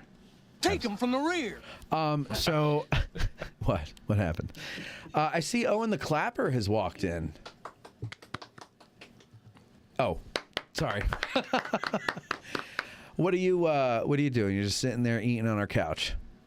Bubblegum. What are you eating? Bubblegum? Yeah, I had to drop my roommate off at the Daniel Lady Farm. Who's your room? Oh wait, wasn't your roommate and that girl supposed to come in? Daniel Lady Farm. You know what? What kind of farm is See, it? this is why people are like, why don't you see if there are some college kids who will intern for you? This is why. This is why. I meet them 4 days ago. No accountability. They got nothing. No reliability, no accountability. What were you talking about with college? College. What's your name? Colin. No, what's his name? Owen. I think I'm having a stroke. Get up to a microphone, please. Words. Sitting there like. No. Just squat on the floor. Wait. There you go. Hold on. Okay. Let's get you in this. Go ahead. Go get the shot here, and I'll turn the camera if I need to there. There Okay, we are. go. There we are. All right. There's Owen, everybody. All right, Owen. So now, yeah, there he is. Now, what? Why aren't these idiots here? No, they're not idiots. They're beautiful the children. Daniel Lady Farm reenactment. They're having some Shiloh thing this Yeah. weekend. Mhm. And I went and saw this set, and they, the Tractor Supply, like buy your own barn, like the sheds. Like the sheds, yeah. Yeah, they literally just took one of those sheds and nailed a cross to it for the For the Shiloh church. for Shiloh Church. So that does not earn a Dan Butterfield. No, it does not. Oh my gosh. What do I do? That's what it deserves. So okay. So you went out there. Are you going to do that? Are you going to be there tomorrow? No. Is your friend going to be there? Your roommate? Yeah, no, Sam's gonna be there. Sam. Samuel J. Italian Romano. Is he Italian? He's a Jersey boy. Can I tell you something really funny about ahead, that? The guy walking barefoot on the tour? No, that was Keith. He's a whole different Keith personality. Keith is he's a Virginia boy. Is he half Hobbit? Yes. Yeah, he's from my neck of the woods. We were doing research with Sam, right? And so the entire semester, Sam has told me I'm from Northern Italy, because apparently that's a big cultural thing. From Northern Italy. I'm not from where the poor people are. Well, it's not just the poor people. It's the Southern Italians. No. But it's the reason people do that is it's because the Southern Italians, we were a little darker. Ooh. They don't like us. Yikes. Yeah. And now you can't tell that because I'm more Irish looking, but Yeah, you're very my white. grandfather was very red, very olive, as they say. Giuseppe Casamassima. You know. Gabagoula. Yeah. Have you seen the edit of The Sopranos where it's like every Soprano scene, but just when they say gabagool? No, I would love to see that though. Oh, while we're on nostalgic Civil Go War get some movies, gabagool. Andersonville, Yeah. What about it? great movie. Yeah, it is. That was another one of those TNT Civil War made-for-TV movies, but it was actually pretty good. And the Hunley, that was another one. Hunley was a good one. That was a good one. You know I what, enjoyed though? that. I have such a hard time watching that because I get very claustrophobic, and Dude, the you're thought of telling like me? dying like that. And then it was Bad like day at the office, guys. all they were in was just a metal hunk of tube with these pedal thing, hand pedals. They just found the first prototype, down in Alabama. Underwater? The prototype Hunley, yeah. A recovery team just found the wreck. Oh, really? Round 1, yeah. Oh, that's cool. What did they find? Anything interesting? Well, no. I mean, it was on a sandbar for one, so someone could have just walked out there and found it. And 2, it's completely intact still, except for the back panel that actually came off during the dive. Which is what? Now they didn't test die. that with people in there, did they? Oh yeah, they did. Oh, they did. They didn't die. But they were able to get out. Yeah, 'Cause they were of able to get out. But the Hunley's, the actual Hunley though, that sinks with everybody in it. But didn't they recover the Hunley? Yeah. Yeah, they okay. did. Yeah. You have it on display somewhere, right? It's in Charleston now. Yeah. And they raised the Titanic, according to that movie I saw, with air balloons. I was just cool. That debate's still going on about who killed the Hunley, but hell knows. Sorry. I will say 2 culturally most important Civil War movies, if I have my own interjection. Yeah. Not for accuracy or all the historiography debate, but the most impactful: Gone with the Wind, Glory, hands down. Yeah. So Gone with the Wind. I mean, definitely, I agree with Glory. I saw Gone with the Wind for the first time 5 years ago. Really? Yeah. That was the first time you had seen it? Yep. Really? It's not. Dude, it must be a thing about growing up down south. I was almost watching that as early as I was being taught the Bible. Yeah. You know You might not know this because you were really young when it happened, but when you move into a house, part of the welcome wagons stuff that they give you is a copy of Gone with the Wind. So, book and VHS or DVD, depending on what time you bought the house. So that's probably why you saw it, because everybody has issued that. Not is it? They died with their boots on. John Wayne. No, they Cavalry? died with their boots on. Is Errol Flynn? Yeah, but the John Wayne Cavalry movie is. that's Horse a good Soldiers. One. Horse Soldiers. We Horse just Soldiers, see. This is the second time someone on the show referenced something we were talking about before the show. We were just talking about that. No, that's one of the greatest Civil War movies of all time. It's one of my favorites. I just watched that a couple of weeks ago too. We were talking about Sergeant Kirby and his tester stripe. Yeah. For majors on up. What's the one where he's a U.S. Cavalry officer, but it's in the Indian Wars? There's a few of those. There's Fort Apache. Yellow Ribbon. He has to circle up. I remember they circle up the wagons in one scene. That's she wore a yellow ribbon. Yeah. Okay, that was solid too. Searchers is awesome. Oh yeah, Searchers. Well, that's one of the best Are ever. we getting ready to just go on a John Wayne down a rabbit hole? I'm for it. I'm for it. Go ahead. I mean, where does getting to be goddamn ridiculous. take it from the Duke himself. No, yeah, but so what about that? I would just say the Searchers is really good too. Oh, the Searchers is great. The outlaw Josie Wales, right? Where the author of that book, his story, right? Asa Carter. No. He was the guy who wrote George Wallace's Segregation Now speech. And Is that true? Yeah. I think you told me this now that he I'm wrote saying. Josie Wales. Because Josie Wales is supposed to be one of Quantrill's raiders, correct? Yeah. Yeah. So, and Bloody Bill. Yeah. Yeah, Bloody. bit. I mean, not the most, not the most worthy guys of wanting to emulate as the good guys. Yeah, there's your heroes, everybody. It's like the birthplace of Jesse James and the younger gang. That's a great movie because it's like, the band, The Night They Drove Old Dixie Down. Oh, yeah. Everybody thinks it's some big pro-Confederate movie, just like they think that song is like a Confederate anthem, but it's not. It's just not. That's not what it was intended to do. No. Well, and it was written by a Canadian anyway. Robbie Robertson is a Canadian from the band. Yeah. And so what the hell does he know? He got the history wrong anyway. They wrote it. Yeah. Well, they wrote it because the drummer... Levon Helm. Yeah, he had a grandfather who was from Arkansas who fought for the Confederates. Yeah, I love Levon Helm. Yeah. He was great. He lived up in Woodstock when he died, and I was up there. I think it was a little before he died, and I was talking to somebody, and she's like, "Oh, we were at a cafe." She's like, "Oh, he comes in here all the time, and he's a really nice guy." And I was hoping that he would come in because I really would have liked to have met him, but never happened. Never happened. But yeah, so the band, that song is a good song, but don't listen to it for the history. It's like, did you ever hear Billy Joel's The Ballad of Billy the Kid? And it's done like with a Western motif, like a what's that guy's name? You're talking about Aaron Copland. What? No, I thought you were talking about Marty Robbins. Marty Robbins, excellent singer. Oh, phenomenal, man. He sings a ballad of the Alamo. Oh, no. This is the Ballad of Billy. This is a Long Island Boys interpretation of what country and Western music and Western stories is, because according to him, he even said, he goes, to me, anything west of New Jersey was the West, the Wild West. So he didn't get all the history right. But yeah, you can't write a song and expect to get the history right, because it has to work as a song.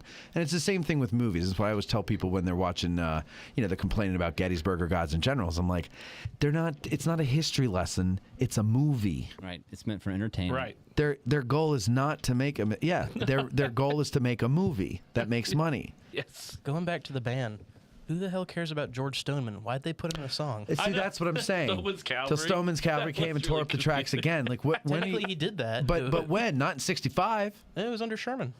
But not in where was he? Danville? Is that what you're saying? Yeah, no, it wasn't Danville. No, it wasn't Danville. It also says Line. Richmond fell in May. So. Oh, it was Danville Line. Yeah, Virgil Caine is the name, and I work on the Danville train. Yes. Till Stoneman's Cavalry came, tore up the tracks again. Where did the line go? Did it go maybe down into Sherman country? Maybe they're right. Well, Danville is where Lee was going to go south. Yes. So I probably. Okay, well maybe there is something to this then. Maybe I'm wrong. But you got it right. He has the fall of Richmond in May. Yeah. And Yeah. that's no.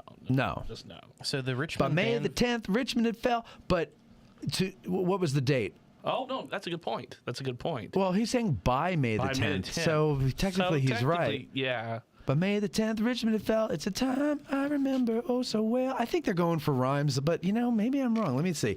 The night they drove old Dixie down lyrics. And let's see what it says there. Yep. Stoneman's 1865 raid was in the Upper South by General George Stoneman, Eastern Tennessee, Western North Carolina, and Southwestern Virginia.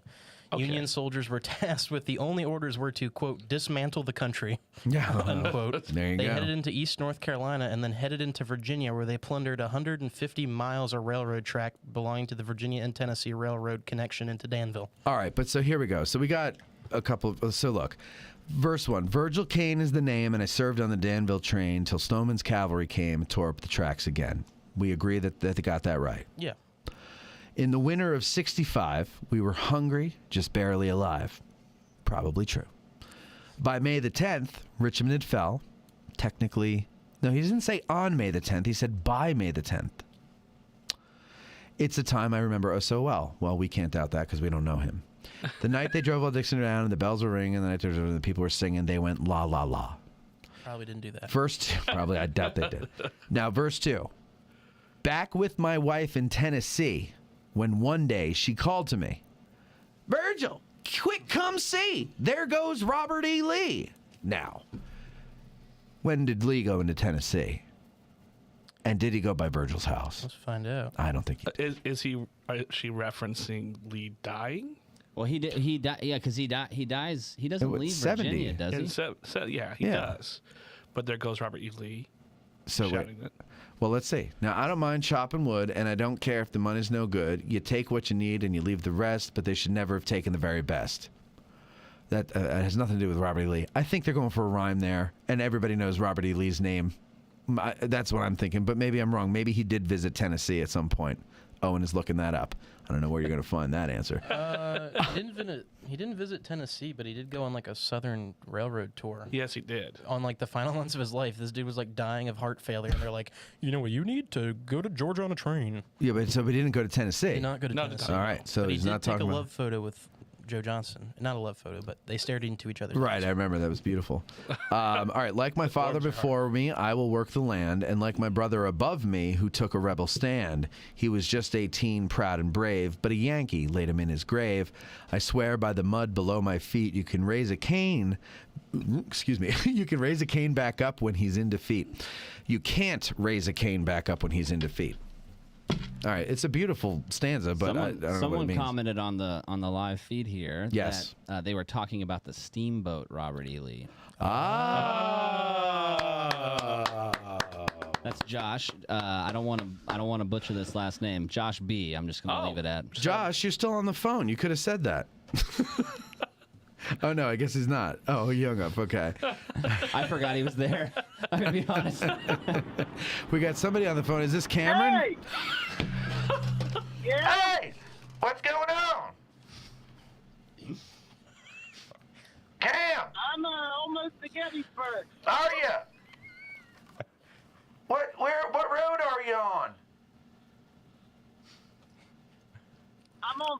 15. Route 15 where? Hey! I just crossed the Pennsylvania line. Oh, so you're almost here. Hey, we're almost done. No, but we'll wait for you, Cam. Hey! I'm coming to the studio. Okay, we'll see you when you get her. Yeah, I got a bone to pick you all. I'm going to the reenactment this weekend. Okay. Well, you get all your points written down on an index card. You come in here and you pick your bone, okay? Oh, I'll pick a bone, all right. You know, we have like a talk to text screener. So when you call in, you say your name and what you want to say. But, you know, talk to text isn't always accurate. So here it says, Cameron Mal, M-A-L, space O-H-H. So Mal O, space N, space Ralph. So Cameron, Mal, O, and Ralph. I don't know what you said to the screener, Cam, but that's what I got there. All right, listen, I said en route. What? He said en route. En route. En route. Oh, okay. All right, Cam. Okay, fair enough. Listen, get here safely, and we'll see you when you get here. We got to go for a break anyway, so we'll be around still. Okay. All right, I'll just turn on the Steinway. Okay, you just turned on a Steinway. Very good. So we'll see you in a little bit. Yep. Okay, good. All right, I just hung up on him. Sorry, Cam. All right, so anyway, that was good discussion there, Owen. Thank you for bringing that on. I thought that was very good. Yes, very nice. We could take some more calls when Cam calls in later. But in the meantime, we're going to take our break. This is my turn to do the break, so I'm going to do that. And we will be back in a moment.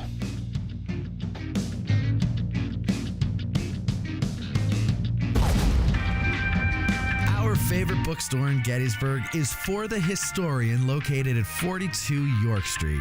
Isn't it, Eric? You're darn tootin', Matt. It's because they have the best selection of Civil War books in Gettysburg, both new and used, and online they have even more books to choose from. But Matthew, what if the Civil War is simply not my thing? Not a problem, my fine four-fendered friend. This is For the Historian, after all. They cover history from the ancient world to the 21st century with a strong selection of World War II and American Revolution books. It's astounding how they squeeze thousands of titles from Osprey, Savas Beatty, UNC Press, and more into their store. And it's also astounding how you and I both squeeze into our pants every day. Well, handsome, they have a warehouse too, and that's where they keep all those books that are available online at forthehistorian.com. And folks, if you go to forthehistorian.com now and order books until you're blue in the face, be sure you mention that you heard about them on Addressing Gettysburg in the Note to Seller box, and they will refund your shipping costs. What if I prefer to browse in the store and don't want to go online to get my book? Great question, Doodlebug. Just mention Addressing Gettysburg at checkout, and they'll take 20% off the retail price of your item. So go to forthehistorian.com, stop by 42 York Street, or call 717-685-5207. That's forthehistorian.com or 717-685-5207. This special episode of Addressing Gettysburg is brought to you in part by me, audiobook narrator Mike Scott, narrator of Savas Beatty's Bloody Autumn, the Shenandoah Valley Campaign of 1864, and Unlike Anything That Ever Floated, the Monitor and Virginia and the Battle of Hampton Roads. If you are an author or publisher interested in having your titles produced as audiobooks, or even just in learning more about the process, give me a shout. You can find my contact info on my website, MikeScottVoice.com. That's MikeScottVoice.com. Hey, historian, author, and licensed battlefield guide Tim Smith. Matt gave me a full minute, so let me ask you an important question. Isn't it about time that John Burns' Hero of Gettysburg became an audiobook? Sickles has an audiobook. You know Jenny Wade is going to deserve an audiobook. Let's give John a shot. Get in touch, Tim. It's MikeScottVoice.com. I'm Mike Scott, your voice of history. What do Gettys Bike Tours customers say? Very family friendly. We had a wonderful time with our son. me and my friends were able to rent these bikes and go at our own pace, so we were able to just do what we wanted to do when we wanted to do it, and I highly recommend it to anybody else. Seemed like the right way to go to view the wonderful sights and also get an incredible amount of history from Bob. Our tour guide Bruce was so knowledgeable about the facts and the history of these battlefields that I came away with an understanding that was unmatched by any other means. The breeze on the battlefield made up for the hot day. I had a wonderful time, great trip, lots of history, wonderful bike ride, perfect weather. Couldn't have asked for a nicer day. Highly recommend it. If you're going to tour Gettysburg, I would recommend doing it on the bike. It's a lot of fun. I loved it. It was awesome. We really couldn't stump the professor with any of our questions, so we thought it was really well worth it. It was an excellent day out and got you outside and experienced the weather. Beautiful weather out here today. We had a lot of fun. If you're thinking about it, I just say, give it a shot. It was awesome for us. I hope it's awesome for you guys too. Go to gettysbike.com or call 717-752-7752 to book a battlefield experience you will never forget. Civil War Trails. It's the world's largest open-air museum, and they offer over 1,300 sites across 6 states. Drive the Gettysburg campaign turn by turn, paddle to Frederick Douglass's birthplace, or hike to remote earthworks and artillery positions. Visit civilwartrails.org to request a brochure and explore their interactive map. Follow Civil War Trails and create some history of your own. Need a Corps badge or other insignia for your uniform? Then check out the Badge Maker. Here's what some of his satisfied customers had to say. Miranda said, I ordered an identification disc from Joe and it's fantastic. He hand stamped it exactly as I wanted. It has a great rough on-campaign feel to it and was reasonably priced to boot. Greg said, my unit has purchased from him in the past. Quality badges and good service. And Jerry S. says, the Badge Maker is the go-to place for accurate replica Civil War badges. Visit CivilWarCorpsBadges.com and attach a message with your order saying you heard about him on Addressing Gettysburg. Gettysburg, a Nation Divided mobile app, is relaunching this summer. Gettysburg, a Nation Divided is an award-winning mixed reality mobile application using augmented reality technology. It transports users into the most crucial moments in the Battle of Gettysburg, the turning point of the Civil War. Users can listen and watch historic figures share their stories as lifelike animated avatars, traverse 360-degree image sequences of the battlefield. Its cinematic battle sequences are narrated by actor Scott Eastwood. The mobile app is available for free on iOS and Android. It's designed to be used anywhere, at home, at school, at the park, or at Gettysburg National Military Park. It uses GPS to help guide you through your journey to see the stories and events unfold at the exact location where they occurred. So go into your phone's app store and get it now for free. That's Gettysburg, a Nation Divided. What's up, everybody? It's Pat McGuire, co-host of the History Things podcast. Co-host Matt Borders and I offer a fresh new podcast taking on some of the most famous as well as some of the most unheard of stories from U.S. and world history. Always conversational and approachable, we take the deep dives that you want into history, as well as exploring the rabbit holes that you didn't even ask us to. New episodes every quarter with follow-up episodes roughly 30 to 40 days afterwards. Download the History Things podcast on most major podcast apps, including Apple Podcast, Google Play, Spotify, and by asking your Amazon Alexa smart device to play the History Things podcast. Follow us on Facebook and Instagram at the History Things podcast. As always, thanks for listening. Now back to the show. You're listening to Addressing Gettysburg.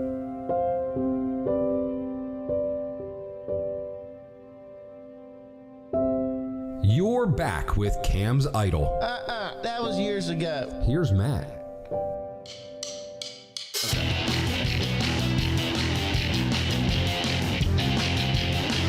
Can't get me all worked up. Can't get me all worked up to talk about something and say let's table it till the fall. It's like what? We're back. Owen the Clapper is sitting in with us here for a little bit. There's a story that occurred over several weeks ago, I think it was. When was that? Remember the date? April 2nd.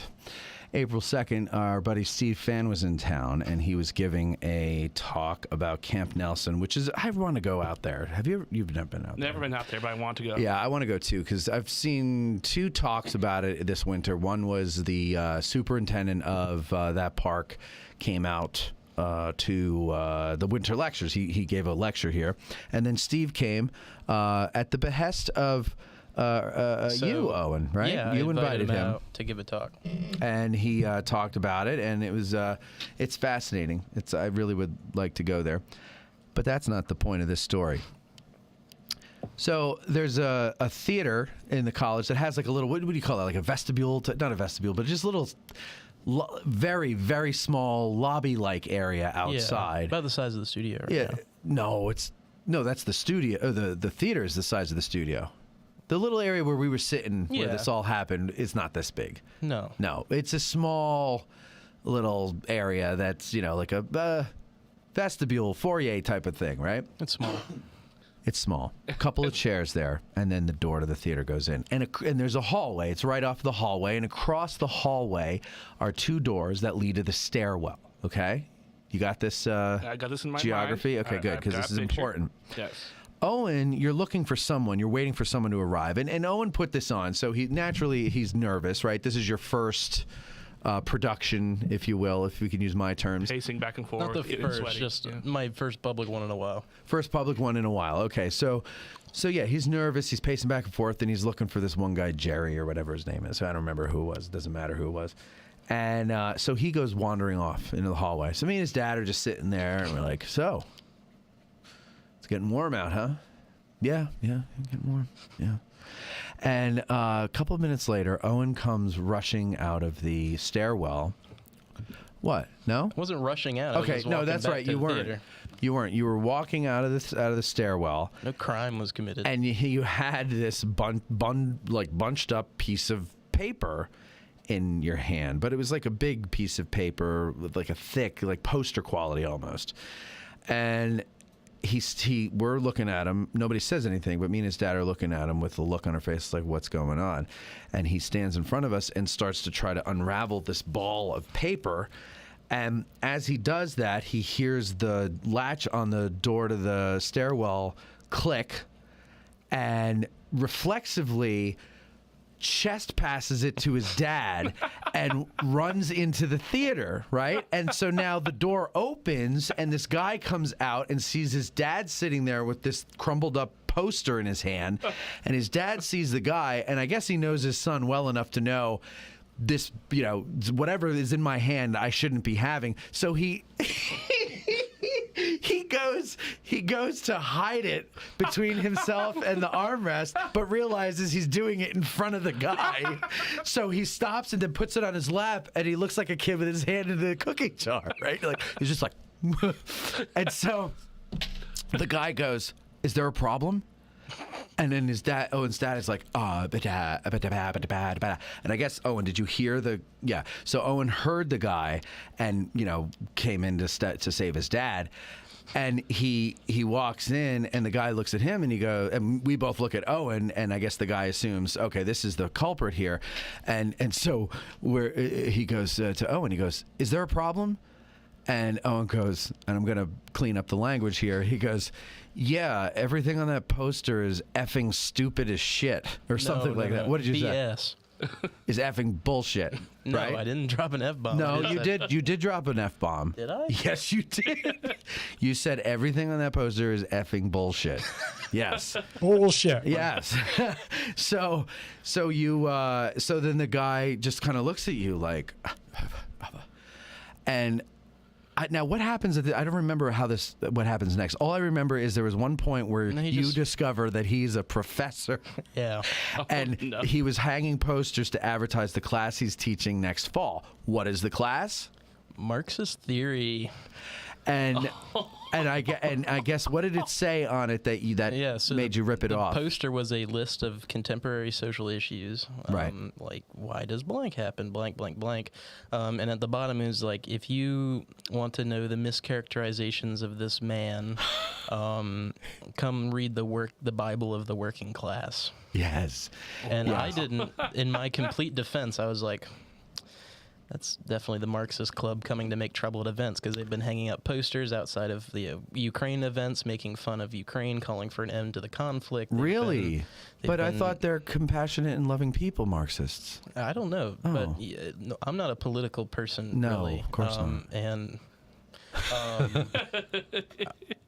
I was just like, why is this outside of my event? Okay, right, but they don't know it's your event. I mean, let's be realistic. They didn't know it's my event, but my idea was like, oh, they're coming to poster up my event and be jerks because they've done that to like. But you're events. doing an event about Camp Nelson and the Civil War. They don't care, right? Yeah. Okay. U.S. Army soldiers fighting for imperialism. Oh. Right. Okay. I don't know. You could go. I guess you could, but anyway, so. You then have words with this guy, and you realize he's not just some skeevy hippie student. He's the professor of the class.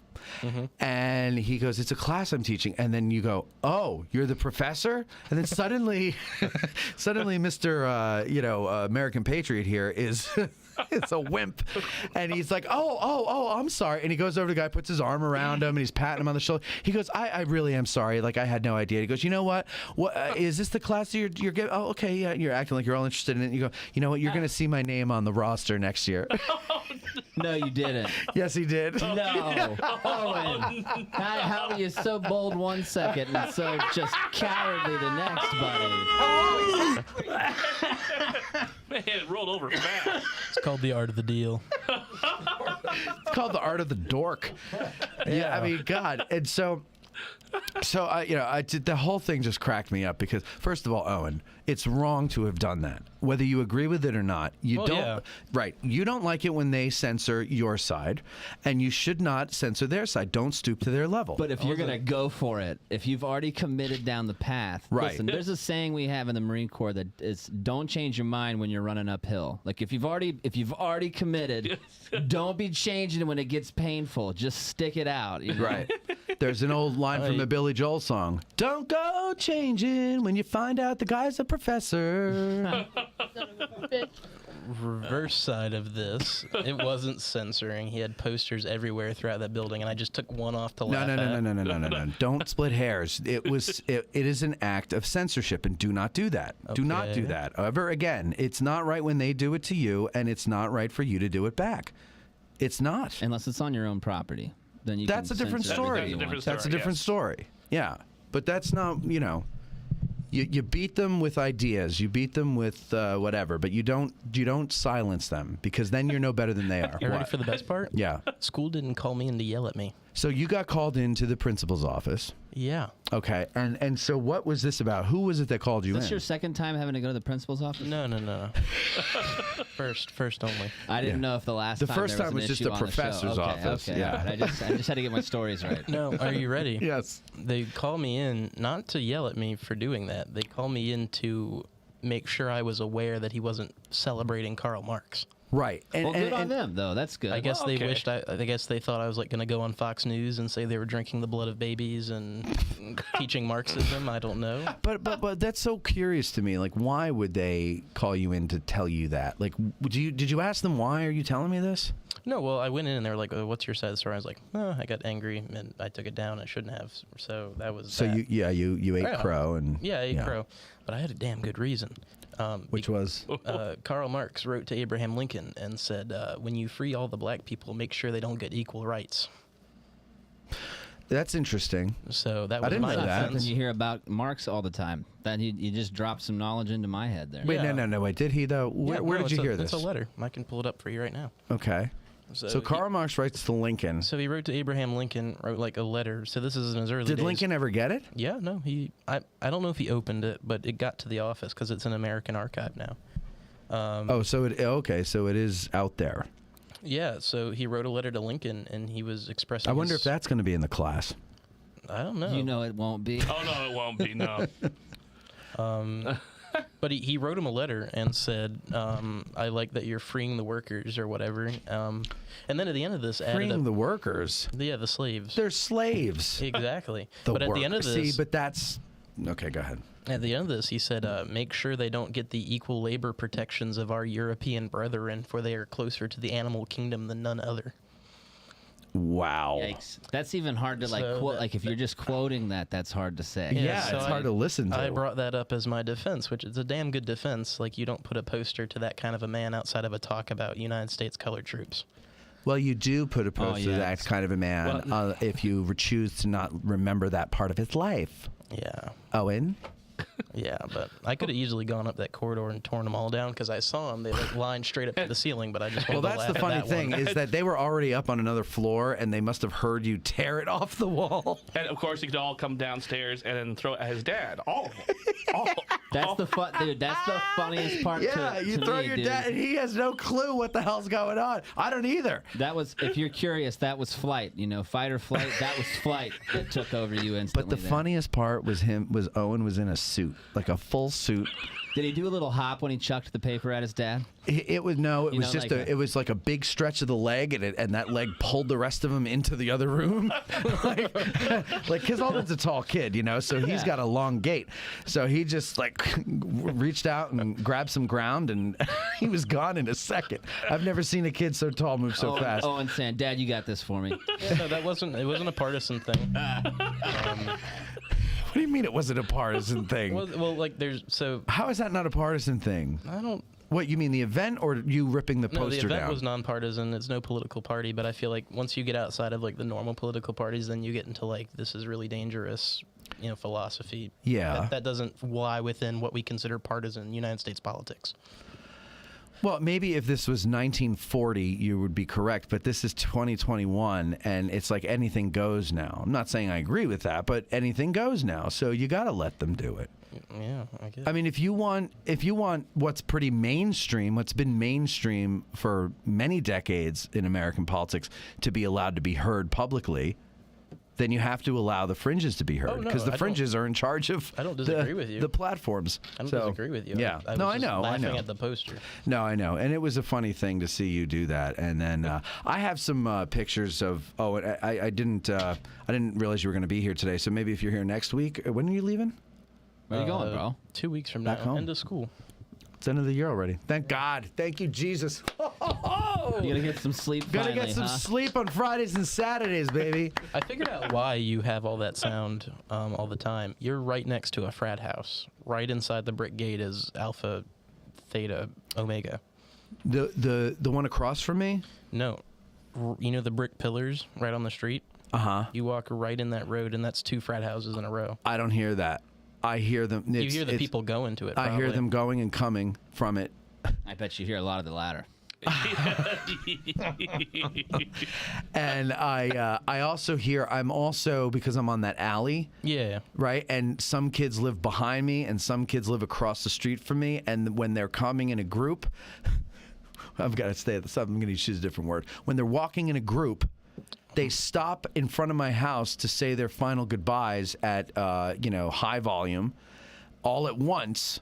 I don't know who's listening when everybody's yelling, and then they part ways, and I can hear their smaller groups as they walk away. I'm going to start to dump water on them and stuff like that. Well, you have a sorority on one end, and you have 2 fraternities on the other. Yeah, I'm not complaining about the sorority. I was gonna say, and the other like fraternity, prime location. It's not the sorority. It's not the sorority that's making the noise. It's the guys. I'm going to say allegedly here, but they beat the hell out of a woman in their basement.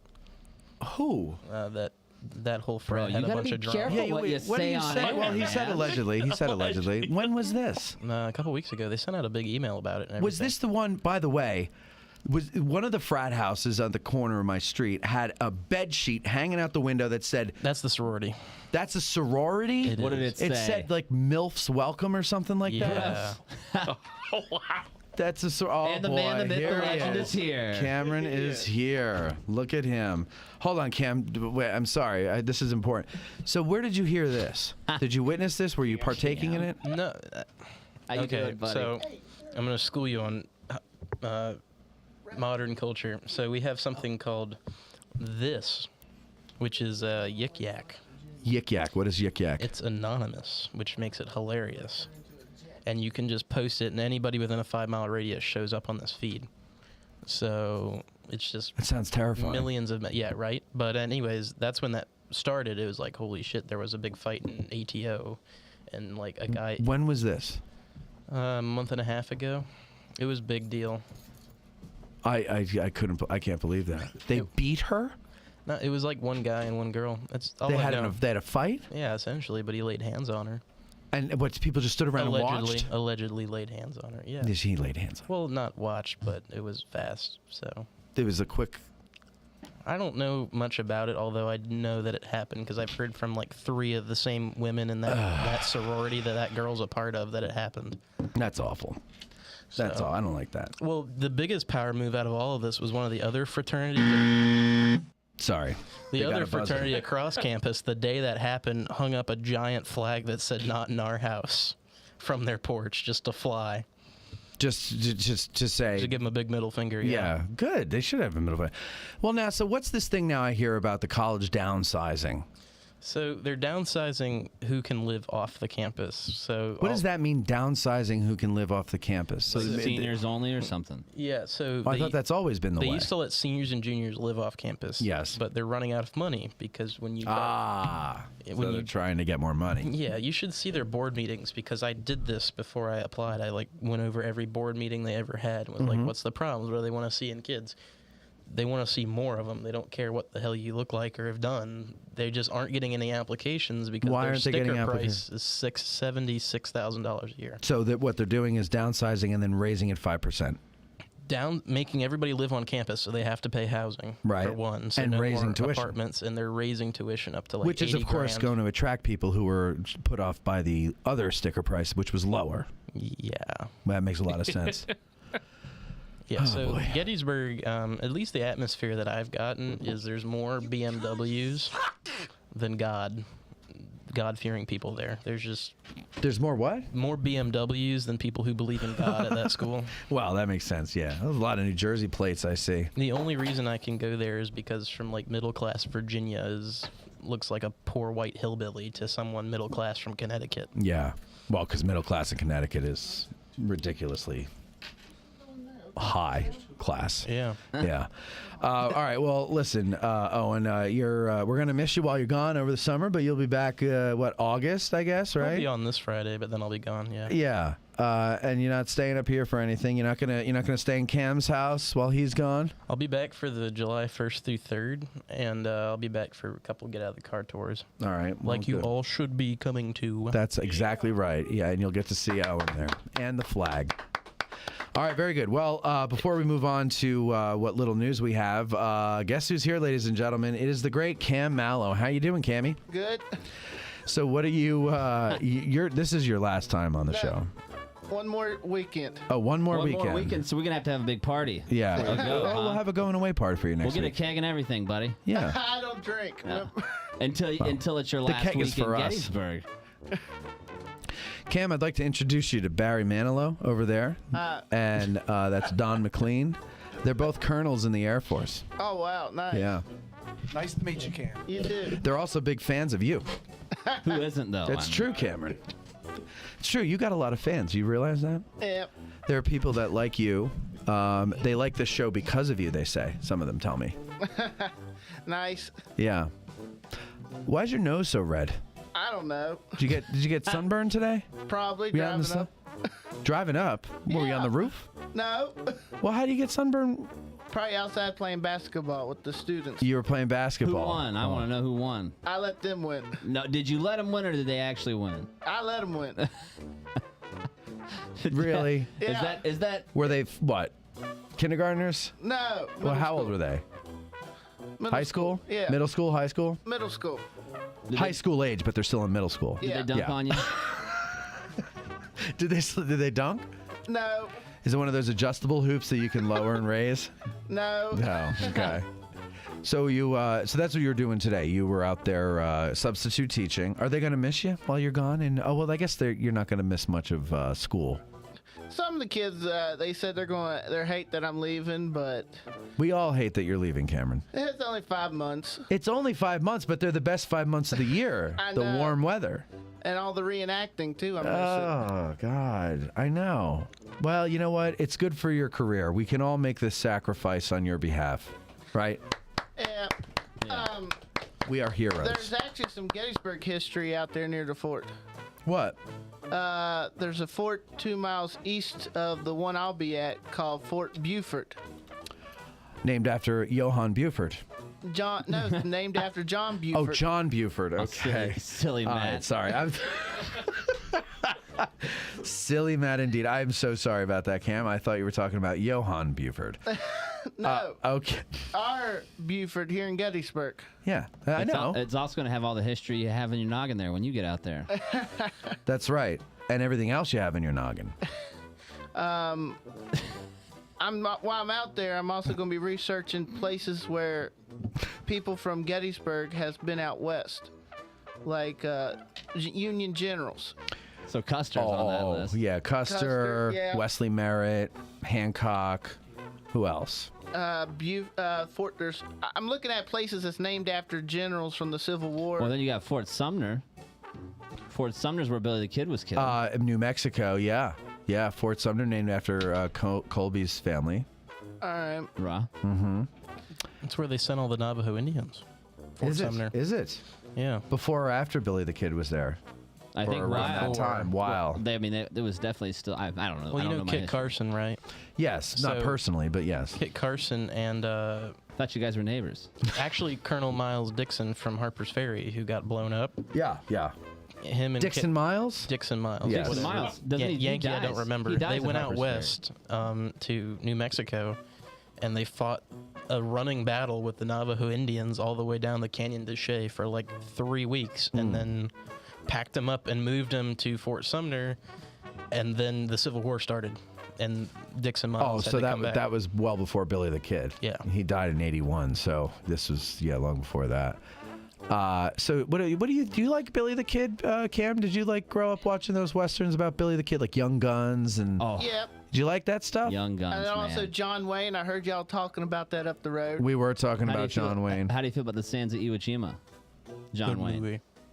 Very good. Did you see I it? have to agree. Yeah. Okay. What's the? It was directed by Clint Eastwood. It was like a follow-up to that. Letters of Flags of Our Fathers. Flags of Our Fathers. That was a great movie. But there's a Japan sequel There to it is. too. There Letters is. from Iwo Jima.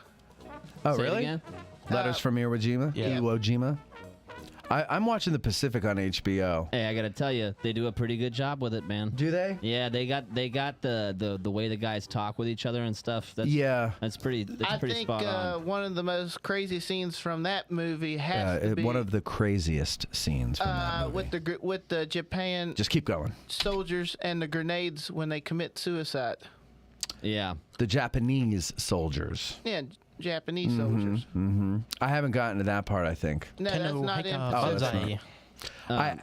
It's slow for me because they Band of Brothers is all military. There's no love stories. There's no back home. They got into that a little bit with the Pacific, but I'm telling you, when you get to Peleliu, it's that's game where I am. on. Yeah, that's where I So am. from Yeah. Peleliu on, it's freaking crazy. Okay, good, because I'm getting sick But of the back home stuff. But that one guy got to. Well, I'm really mad they didn't flesh out Snafu more. Snafu's a great, but he's not even mentioned that much in Eugene Sledge's book. to begin with. Snafu, that's the guy who played Freddie Mercury. Yeah. Yeah, I didn't know he was in that. He's the only face I recognize in the whole series. Everybody else is like a no name. Well, I mean, there's a few people I've seen, I think, in things before. The guy that plays Leckie, Robert Leckie, I feel like I've seen before. Yeah, he seems familiar, but I and can't the guy place that plays him. Eugene Sledge, I'm almost positive. I think is he the Jumanji kid from the beginning? Jurassic Park. see. I knew I had seen him in something. Yeah, I knew I had seen him. I used to get dates, so I never watched those movies. What, Kim? The colonel of 1st Division. I know he's. I recognize him from other movies. See, I don't even recognize Come on, him. Chesty Puller. Yeah, the guy Chesty. plays Chesty. Yeah. Yeah. Yep. You're right. I've seen him in other stuff too. Plus, Well, dude, now wait. Chesty's the most most iconic Marine of all time. Yeah, he's the Jesus Christ when you of the do Marine push-ups Corps. in the Marine Corps, you do an extra one for the Corps and you do an extra one for Chesty. Wow.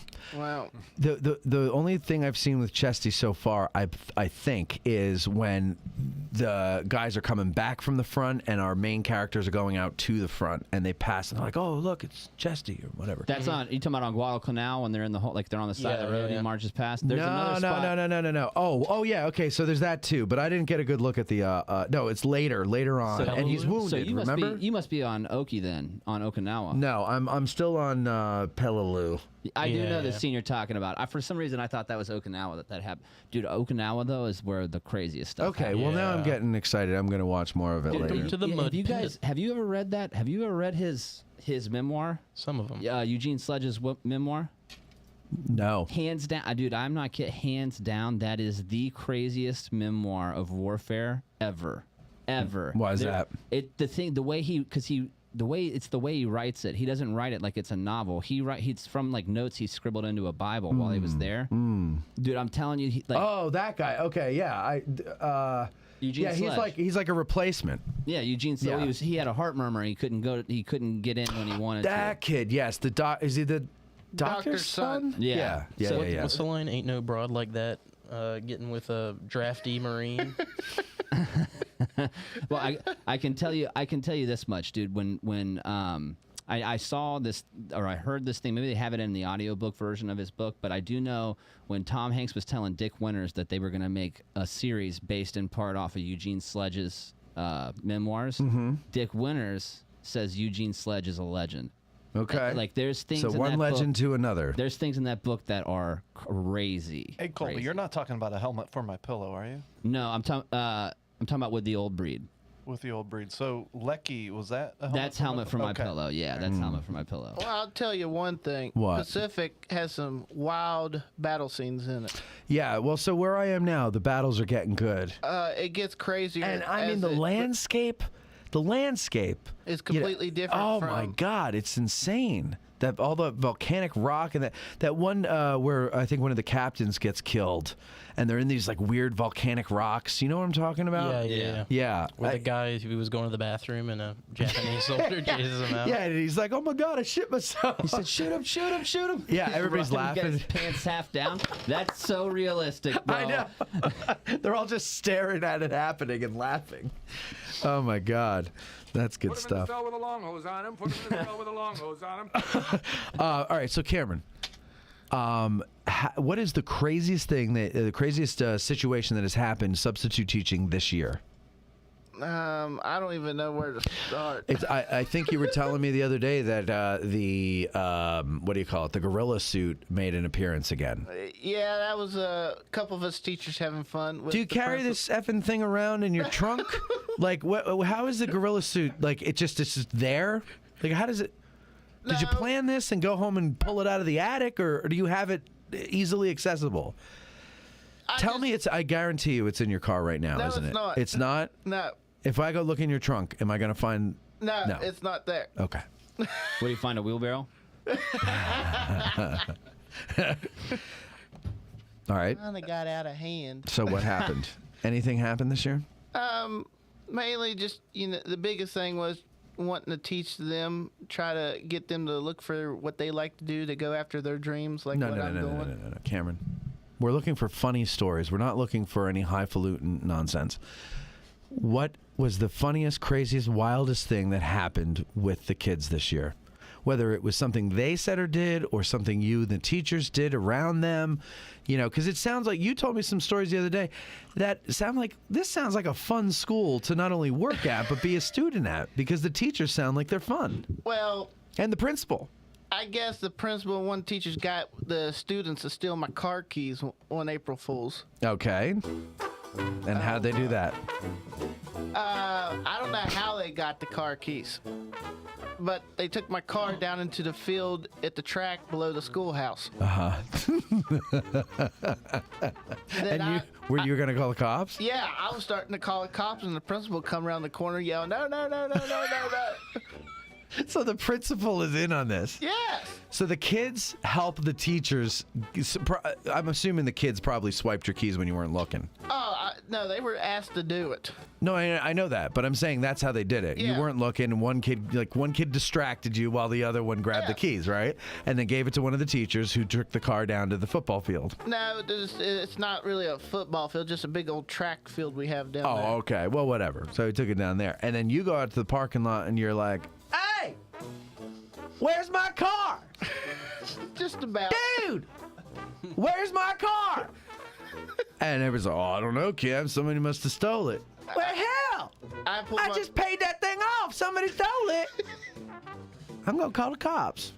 I just pulled my phone out, started to call the cops, and then they. 911. 911. What's your emergency? Hey! Someone stole my car! I'm here at Swamp Dragons High! And someone stole my car! All they left me was my wheelbarrow. They just left the wheelbarrow in the parking space. And that's all I got left. If someone could push me, I could get home. But I can't push myself in the wheelbarrow. Is that why he got that? That's exactly. I've been waiting for 2 years to use that thing. I bought this when I moved here in 2018, and I haven't used it on the show once, but it's been sitting here waiting for the moment, and today was the day. It's paid for itself in full in this one episode. I got my use out of it. All right, so go ahead. So they steal your car, and you go and you're about to call the cops, and the principal comes out. So the principal is involved in this story. He's the one that drove my car down to the field. Oh, that's great. Because you're a former student. Yeah. Yeah. And I was also getting him back for stuff he did to me whenever I was a student there. Oh, so you used to prank each other as What kind of pranks are you pulling on him? Stole his car. Yeah. Did you steal a car? No. It's what he made me take home when I was a young kid. What did he make you take home, Cam? I was taking one of his health classes, and he got the big idea. I don't like where this story's going. He made us take home the baby dolls to teach us about parenting. Oh, God. Did you fail that test? No, I didn't. He left the dumb thing on pro mode. On what mode? Pro mode, and the thing went off every 15 minutes. That's phenomenal. Oh my God, we must meet this man at some point. Yes, I know. I want to get this guy on the show. We gotta have him on. Oh my God, that's so funny. The principal is doing that. Well, this is when he was a teacher. Right. So he keeps talking about the time he made me take home this baby doll and left it on pro mode and wouldn't. Every 15 minutes, it kept going off, and I'm trying to get ready for science fair. You didn't want to turn it back in when it was over, did you? Oh, no. I just handed it to him, told him to shut it up. Wow. You talked that way to the principal? No, this was when I was a teacher. He said, "Why? You look so sleepy." I said, "This dumb thing would not shut up all night." So you still have you were this? a teacher? How long you had that? Yeah. You've been holding on. No. Like, you could give it back by now. I only had it for one night when I was an 8th grader. So okay. how did you do it when you were a teacher, when you gave it back? Yeah. I didn't. Cam. Because you. Come on now, Cameron. What are you saying now? Say this again. So you were a student when you got this baby doll. When it was an overnight. Right, I remember and we this. got a grade. In my day, because we didn't have this technology to have it on pro mode, we had a sack of sugar or flour, and the girls would take a stocking and a styrofoam ball, and they would put the ball would be the head, and they'd twist it around and put the thing, and then dress it up, and then draw a little face on it, and maybe put a little curlicue on the top of the head, and that's what they would carry around. But they only made the girls do it, and if the girl had a boyfriend already, then they would make the boyfriend help her with it. Ooh, that's smart right there.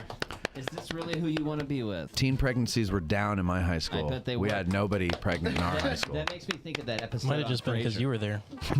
That could be. They're like, what, Colby? I was just saying that makes me think of that show on Frasier when Niles is thinking about. I think he's thinking about adopting a baby or doing something, but he beats the crap out of that bag of flour. He's got it all duct taped up, and I think he sets it on fire at some point. Yeah. All right, so what else, Cameron? What happened? So, okay, so besides that, that's the craziest thing that happened this year. Probably the most craziest. The craziest thing. Yeah. There is no such thing as most craziest. There could be most crazy. Most crazy? No, it's craziest. I know, but you could get away with the most crazy. Well, it's less offensive to the ear than most craziest. Which the double superlative. He still hasn't got over last year when I put the air horn under his chair on the now tell that story. Tell that one too. Me and another teacher decided we wanted to play a prank on Mr. Stutler, so we decided to sneak up in his office when he went for lunch on Faculty Senate Day, and we put an air horn under his chair. He came in, and He about jumped over top the table. Right.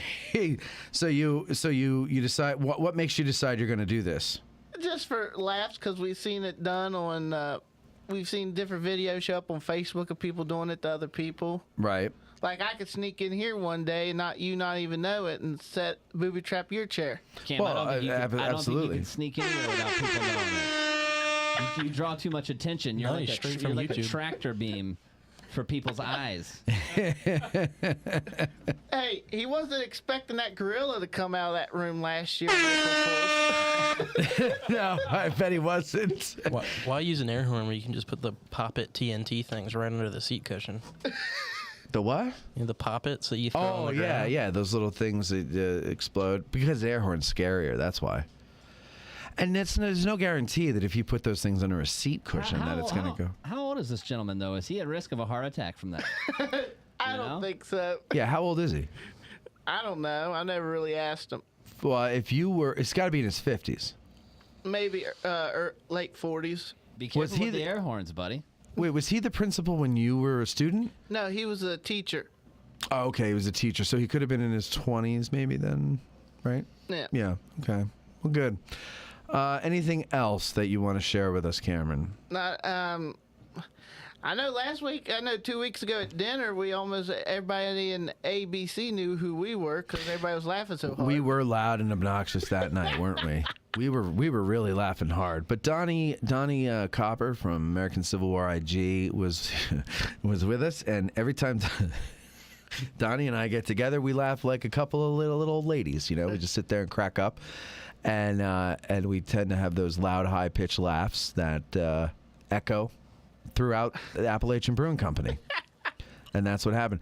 But you were making us laugh as well. I don't remember what you said. I was talking about my speech I gave in Morgantown. Yeah, no, but there was something that you said that I caught, and then it became a thing, and I don't remember what it was. Got talking about the hobos. Right. Oh, right. Okay. That's it. So now this is the third thing that came up on the show that we talked about prior to the show. Remember I was trying to remember? Yeah, okay. All right, so yeah, that's right. We were talking about hobos, but I'm not going to go where we were going with that one. So I can only imagine. It was, because I misheard what he said, because it was a loud place, and it was not fun. Yeah. It was not good. But no, we did have a good time, Cam, and we're going to miss those times, because summertime is when I'm used to having Cam around, We're all out and about doing stuff, and then you call up, and you're like, hey, where y'all headed tonight? and we're like, no, we're not going anywhere. Why do you need me here this summer? He's got that thing. Sounds just like me. It's pretty accurate. I'd have to agree. But you know what? It's not the same as you. Cam, you're gonna have to give us like a weekly check-in or something, man. Just drop us a line. The plan is to drive straight out there. Do they have phones out there? Yes. Okay. But you gotta use them only on certain days or something, because that's when the connection's up. No, the place I got's got full Wi-Fi that I'm gonna be staying at. Oh, good. Dial-up Wi-Fi. I was just gonna. Oh, real funny. They're with the times. Trust me. Yeah. All right. No, I'm sure they are. The plan is probably on my birthday when I'm out there is to go to Little Bighorn. Oh, nice. Oh, you'll like it. It's pretty awesome. You know what you should do? Wait, when do you come back? I'll be back October. So yeah, first end of September, beginning of October. Okay, well, you should wait to go to Little Bighorn and go to Jim Hessler's tour for Labor Day weekend. He's doing a tour out there. You should do that. He's actually gonna be doing a. Yeah, what's hard to understand about this? I guess Veronica and everybody's gonna be there. I don't know who's going, but I mean, it's for people to go to. Yeah, I'd love to go, but I think it'd be an awesome tour. He seems like he knows his stuff on that, man. Oh, he knows his stuff on that. Well, Little Bighorn is special in a way to me because the way way they got the battlefield laid out with the U.S. soldiers. Yeah. They actually got markers where they fell. Yeah. Yeah. And it was part of that what I saw there, and with the documentary Titanic at 100. At the 100th anniversary of Titanic. Yeah, I remember that, yeah. That gave me the inspiration to try to put together a whole database on all the casualties of the battle, looking at the battle here at Gettysburg right. through the eyes of the casualties, and instead of through the eyes of all the survivors. Wouldn't it be a pretty blank screen? Well, Oh my God. Well, just because they're a casualty doesn't mean they're dead. I'm actually No. He referenced the survivors. They killed their though. ass. He said not through the eyes of the survivors. I know. You see, I'm setting up a database where each soldier's got his own file, and they're going to have all their information, and it can be more stuff can be added to it. Otherspen, Protestant. That was clutch. Want a fun fact, Matt? What? So Johnny Cash in 1964 wrote an entire album about the American Indian, and it was 8 songs all about the American Indian experience. And he wrote one called Custer, and the entire song he just makes fun of Custer. Yeah. And just completely rags on him and says, Cam, Custer's that hair gets you, isn't huh? waving no more. He's not galloping around so much anymore. And Actually, the radio wouldn't play it because it was un-American. Wow. And Johnny Cash released a press release and called all of these radio producers cowards and said, "You will not be playing my music anymore." Oh, so he said you can't play any of it. He pulled a Neil Young with Spotify. Except and Spotify he was still relevant, yeah. Yeah, exactly. What do you think about that, Cam? wow. No, that's exactly what I pressed. Cam, what are your thoughts on Custer, man? We were just talking about him earlier. I'm a fan. I'm Kind of got out of hand. Very true. Astute. No, what do you think about Custer for real? Oh, shit. Well, okay, Cameron. You don't need to be cursing. You know Custer's last dispatch? I said shoot. What? Big town, send help. The Big Village. Big village, Yeah, send yeah. help. That's his last dispatch. Bring packs. Be quick. Yes. W.W. Cook. Isn't quick underlined or something too? Or- Yeah, there's a lot of exclamation points if I recall, and big letters. I bet it was an intense. That was just Custer on the top of the mountain going. Yeah, he's right. All right. Well, listen, Cameron, stick around for the news here, okay? You doing news or events first? She's the gal who knows what's going on, so take notes. There's a test at the end. Here's AG Today's lead anchor, Veronica Brestensky, with news, traffic, weather, sidewalk conditions, and what's happening this weekend. I must have all possible information. Hello, everybody. It's me, Veronica Brestensky, and we are here with the Addressing Gettysburg news break. Reflect on planet and celebrate Earth Day. Dear readers, today Earth Day. No, that's not Veronica, ladies and gentlemen. It's just me. And I already covered these stories that I wanted to do, so I just wanted to move it along. But really what we're going to do, Cameron, is go because it is 7 o'clock. It is 7 o'clock, yeah. It's late. It's late. But I'm glad you finally made it, and we'll have you come in next week, and we'll have a good farewell party to you, okay? And I'm looking forward to the reenactment this weekend. Okay, you're looking forward to the reenactment. Very good. Now, I missed my post, so now we got to do this again. Brother. All right, so we're going to have you come back, and we'll have a farewell party for you next week. Don McLean and Barry Manilow, thank you for coming in. Owen, thank you, and we'll see you all next week. Goodbye, folks. Addressing Gettysburg Today is hosted by Matt Callery and Veronica Brestensky, Esquire. Produced the producer, Moni. Applause led by Owen the Clapper. Guests of Addressing Gettysburg Today stay wherever they want. That's not our concern. To be a guest on the show, send an email to eric@addressinggettysburg.com. Addressing Gettysburg broadcasts from the Gettys Bike Tour Studios. Get a 15% discount on your next tour with Gettys Bike. I'm Huevos Grande, the voice of Addressing Gettysburg Today. Thanks for listening.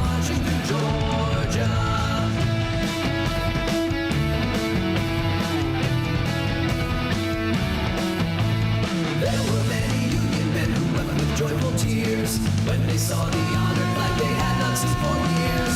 Hardly could they be restrained from breaking forth in cheers while we were marching through Georgia. Hurrah, hurrah, we bring the Jubilee. Hurrah, hurrah, the flag that makes us free. So we sang the chorus from the land to the sea while we were marching through Georgia. While we were marching through Georgia.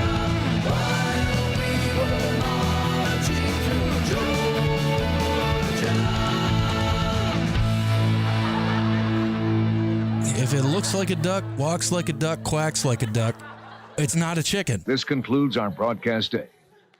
Good night, y'all.